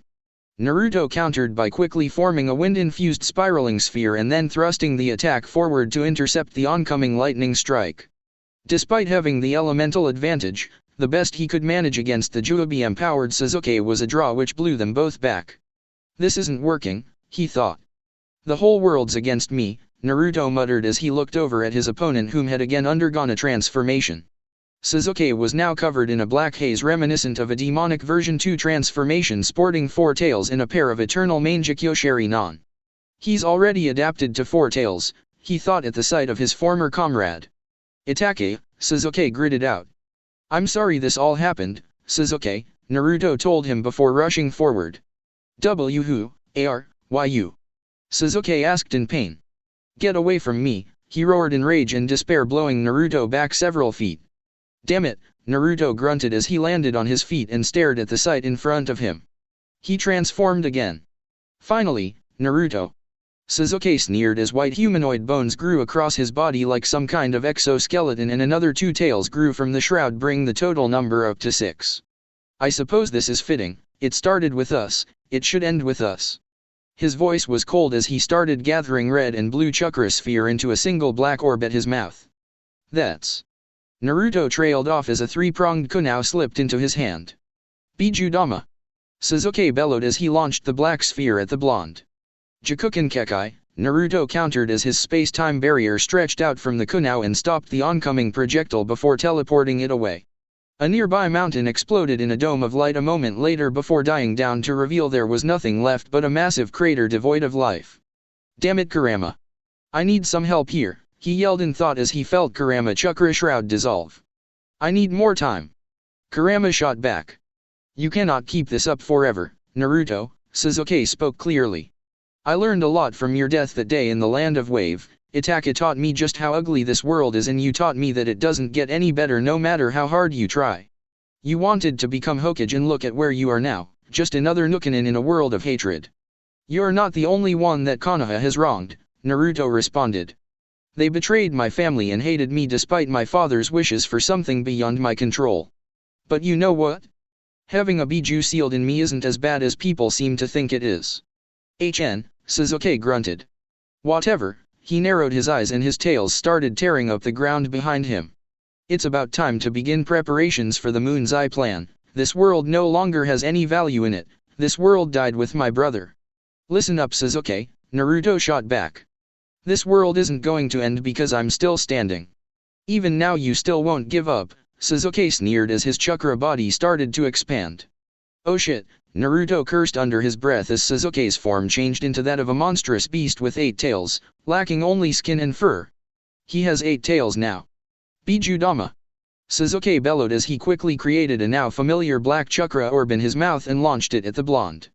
Naruto watched it approach with a grim look, knowing that he had already used up his various Hiraishin Kunao and various markers that were far away from civilian towns and villages. If he teleported this attack away from here, then it would probably kill a lot of people wherever it ended up, so that left only one option. He would have to do this the old-fashioned way. Kukiyos, go Jirashomen. Naruto called out as he slammed his hand down the ground. A large seal spread out across the landscape and 5 large demonic gates appeared in front of him, rising up from the ground as the black orb closed in. Come on, HT thought as the orb struck the first gate, blasting through it like it was nothing before blowing through the second gate a moment later. It continued on, smashing through the third and fourth gates before its angle was shifted as it tore through the fifth and final gate, veering off slightly to the side and passing Naruto. He changed its course. Sasuke thought as he watched the orb exploded in a dome of light behind his intended target. Mokuton, Makuryu no Jutsu. Naruto exclaimed as a large wooden dragon exploded from the ground and wrapped around the massive 8-tailed Sasuke. You're still in my way. Sasuke snarled as his tails flared and pinned the wooden dragon.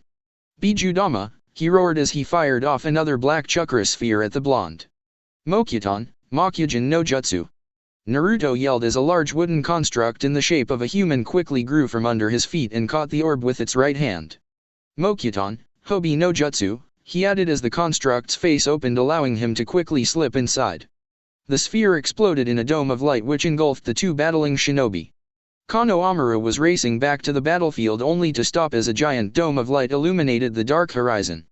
What's going on over there? He thought as the light died down and he took off towards where the battle was raging. He wasn't sure what he should be feeling right now. Sasuke was the enemy trying to destroy the world. Naruto Nyakin was the man responsible for the Ichibai attack on Konoha, and Konoha had been destroyed along with his family and everyone he'd ever cared about. He was alone now with nothing left other than to keep moving forward and get back into the fight. At that point nothing else mattered to him but seeing this through to the end before he could continue that thought. A flicker of movement caught his attention from the side, causing him to turn sharply and grip a pair of shuriken tightly between his fingers. The Ichibai Jinchuriki, the figure spoke as she stepped into the moonlight. It was the red-haired woman he had fought at the cage summit. You are. Konohamaru trailed off as he stared at her. My name doesn't matter, Karen responded simply before casting a look towards the battlefield. It seems that the situation has taken a turn for the worse, she commented as she sensed the inhuman chakra levels of the 2 battling shinobi. Those 2 aren't human anymore. No, Konohamaru whispered in the night. Their strength is inhuman. So the Juobi was awakened and was sealed within a Jinchuriki, Karen mused. Is it Obito? No, it's not, Konohamaru answered honestly. It's Sasuke, he confirmed. Naruto is fighting him now. Then why are you over here? Karen questioned. Naruto teleported me here and left me. He went to fight alone, Konohamaru replied. Damn it, Karen cursed. Reinforcements are on the way, but they're still mopping up what's left of the Zetsu clones and the remaining pockets of Alliance Ninja. Even if they did get here soon, they'd probably just get in the way. That's probably why he sent this kid away from the battlefield, she sighed as chakra chains shot out from her back and pinned the exhausted Kano Amaru. Gado, Shakura Kuzari. Hey. What are you doing? Kano Amaru gasped as he felt both his and Shukaku's chakra being suppressed. Sorry, Karen smiled down at him. But Naruto wants to free all the Biju and that includes the Ichibai, so I'm going to have to release it from your body. Don't worry though, I'll resurrect you once it's out of you. A large smooth smoking crater sat silently where there was once a thriving forest, with the only sign of life being the two walking giants in the center of the destruction. One was a massive wolf with 9 tails and the other was an equally large humanoid wooden construct standing not too far away from it. The face of the wooden human opened and Naruto stepped out with a glare towards the beast in front of him as Sasuke emerged from the wolf's forehead. Susanoo, Sasuke spoke clearly as the Juobi's chakra flooded his system and he encased the 9-tailed wolf in purple armor. He's having that thing wearing his Susanoo like some kind of armor, Naruto thought at the sight. I can't suppress it as long as he's wearing that thing, he added grimly. It's hard to believe that Hashirama-sensei fought something like this. Focus, Kurama grunted from the back of his mind. Get ready, he said as he flooded Naruto with his chakra. It's about time, Naruto said aloud as golden chakra exploded from his form taking the form of Kurama. Let's do this. You could never beat me, Naruto. Sasuke shouted as a much larger black chakra orb formed in the wolf's mouth. Udama Bijudama. Udama Bijudama. Kurama countered as he fired off his own enlarged black chakra ball. The two spheres collided in midair and exploded, blowing both of them away from each to opposite sides of the now much larger crater.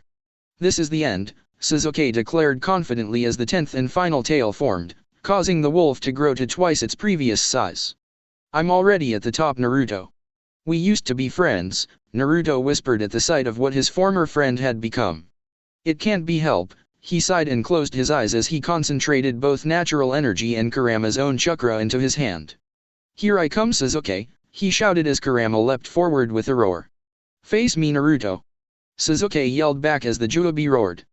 Choudama Bijudama, he called out as a beam of chakra exploded from the wolf's mouth and washed over Kurama, leaving nothing but a 10-mile-wide trench in its wake. Did I get him? He thought, only to hear an unnerving screech echoing across the battlefield. Above. He must have teleported at the last second. Futon, Raisin Kamikaze. Naruto exclaimed as he descended upon the Juobi, encased his golden chakra shroud and his sage markings on his face. In his hand was a golden chakra shuriken with 4 white wind blades spinning around it. He hurled the chakra shuriken down towards the Juobi, which tried to evade the attack. In the end, the attack struck the wolf in the back, expanding into a mountain-sized sphere of wind and chakra that shredded everything it touched, including Sasuke's Susanoo armor. Damn it, Dobe. Sasuke thought angrily as the wind sphere exploded with enough forward to knocking the Juobi to the ground with him still on top of its head.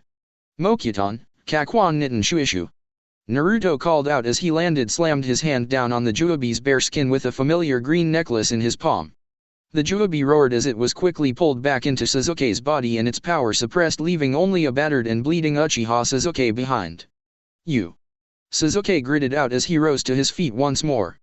This is where it ends, Sasuke, Naruto breathed out as he felt Kurama's chakra and his sage mode fade. They were both at their limits. One final clash. That's all they had left. And just as the dawn approached. Dub, Sasuke spoke quietly as he formed a series of hand seals. You know, they say that when two first-class shinobi fight, that they no longer need words to understand each other.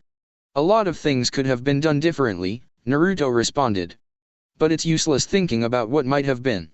Sasuke grunted and shot forward with his hand encased in lighting. Goodbye, old friend, Naruto whispered as he moved to intercept with his own chakra ball in hand. Raise non. Chidori.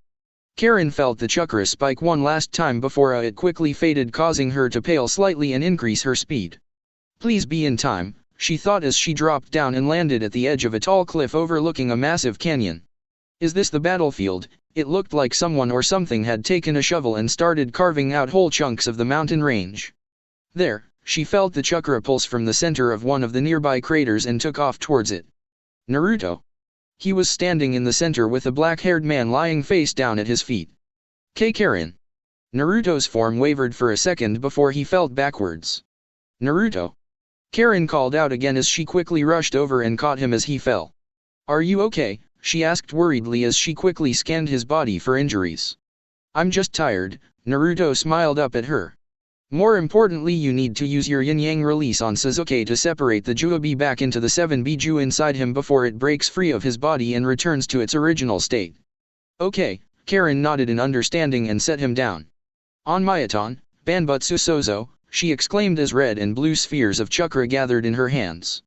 She pushed the two orbs together and light consumed the world for an instant before it faded. When the light died down, the 7 imprisoned Biju and the Gadamazo stood around them as Karen collapsed to her knees next to Naruto. It's done, she said as she tried to steady her breathing. Not yet, Naruto grinned up at her as he brought his hand branded with the key seal to the seal on his stomach. Naruto? Karen asked in alarm. I love you, Karen, Naruto whispered before turning the key and opening his seal. A fully formed flesh and bone Kurama emerged from the seal and landed on the cratered ground next to his siblings. No, Karen gritted out as tears started to streak down her face. Not like this, she said as she formed a hand seal and gathered what chakra she had left. She then pushed her very life force into the blonde, but having already used it to resurrect a certain Sarutobi earlier, coupled with her battle against Kabuto, had already pushed her reserves past their limit. Damn it, it's not enough. Take some of my chakra if it will help, Kurama offered. Kurama, the Yonbai Son Goku asked him. To a Biju, words mean nothing, Kurama explained as he held his paw down over his former Jinhira. His actions were enough for me. We were watching, the Nibi Matatabi nodded at his words. He was fighting so desperately. Is he the one? The Nanabi Kome asked the question. You the one that the old man spoke about at the end, the Gobi Kokuo asked back. Probably. You don't think he's the old man's? The Hakusabi Jayaki trailed off. Yeah, Kurama nodded. It's about damn time. So that's how it is, huh? The Sanbai Isopum used. I'm in, Shukaku spoke up as his body formed beside the others and placed his hand over Kurama's. Heh, to think you would be helping out for once, the world must have ended again, Kurama smirked at the sand raccoon. Shove off, you old fox, Shukaku shot back. One by one the Biju placed their hands over Kurama's and Karen quickly gathered portions of their chakra. Gado, Rain Tensei no Jutsu, she called out as their chakra flowed through her and bolstered her own wavering reserves.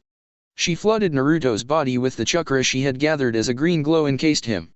He wasn't going to die. She wasn't going to let him just die here. Not when their dream was so close. Wake up, she screamed at him. Damn it, Karen, Naruto groaned. Keep it down, would you? Some of us are trying to sleep here, you know. Naruto. Karen trailed off as she pulled him into her arms. You reckless idiot. Don't ever do something that stupid again. Sorry, Naruto winced. But I did say I was going to free the Biju, so that included Kurama too. Try not to die again, kid, Kurama smirked down at him.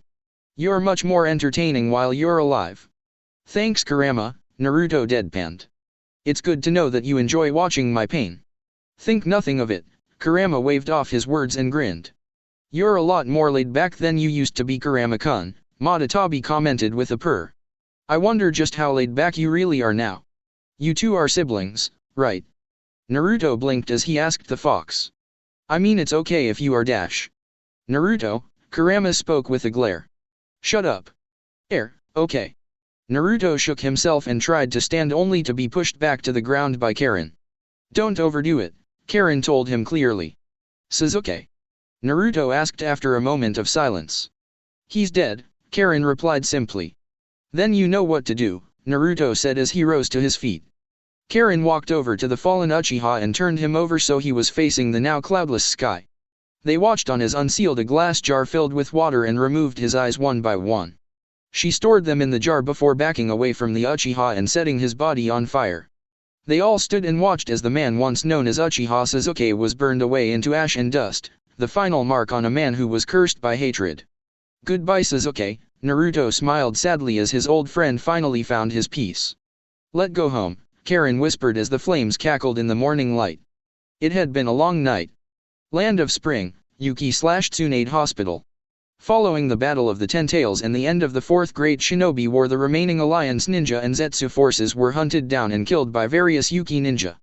With the 5 great shinobi villages destroyed by the Juobi, Obito, and Sasuke, various smaller villages tried to rise up and take their place.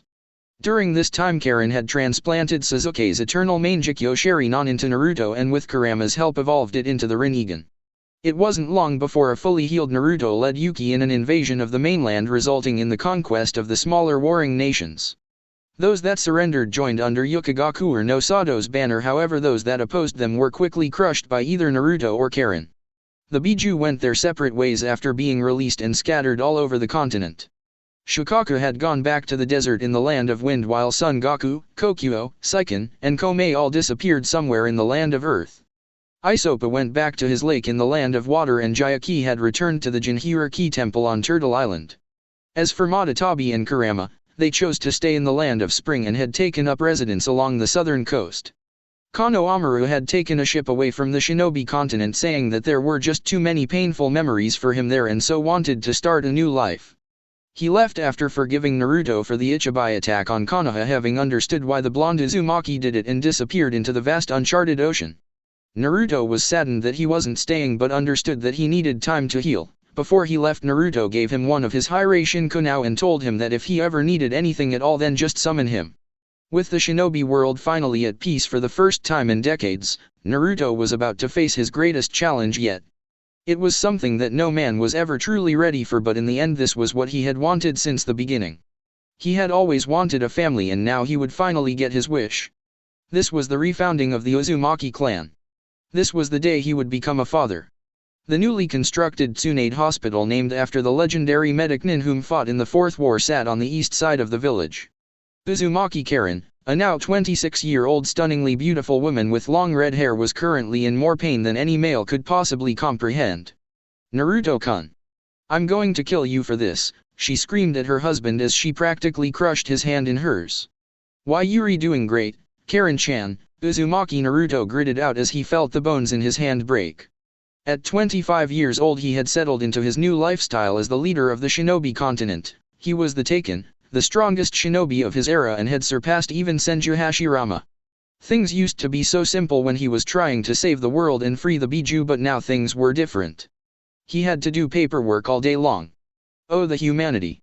Now his wife was breaking his hand because of something they did on their wedding night 9 months ago. "We're not having any more children after this. Do you hear me, Databane?" Karen shouted in pain. "Damn Karen-chan," Naruto thought with a wince as he felt her chakra crack the floor and walls. "Ease up a little, would you? At this rate she'll bring down the whole hospital."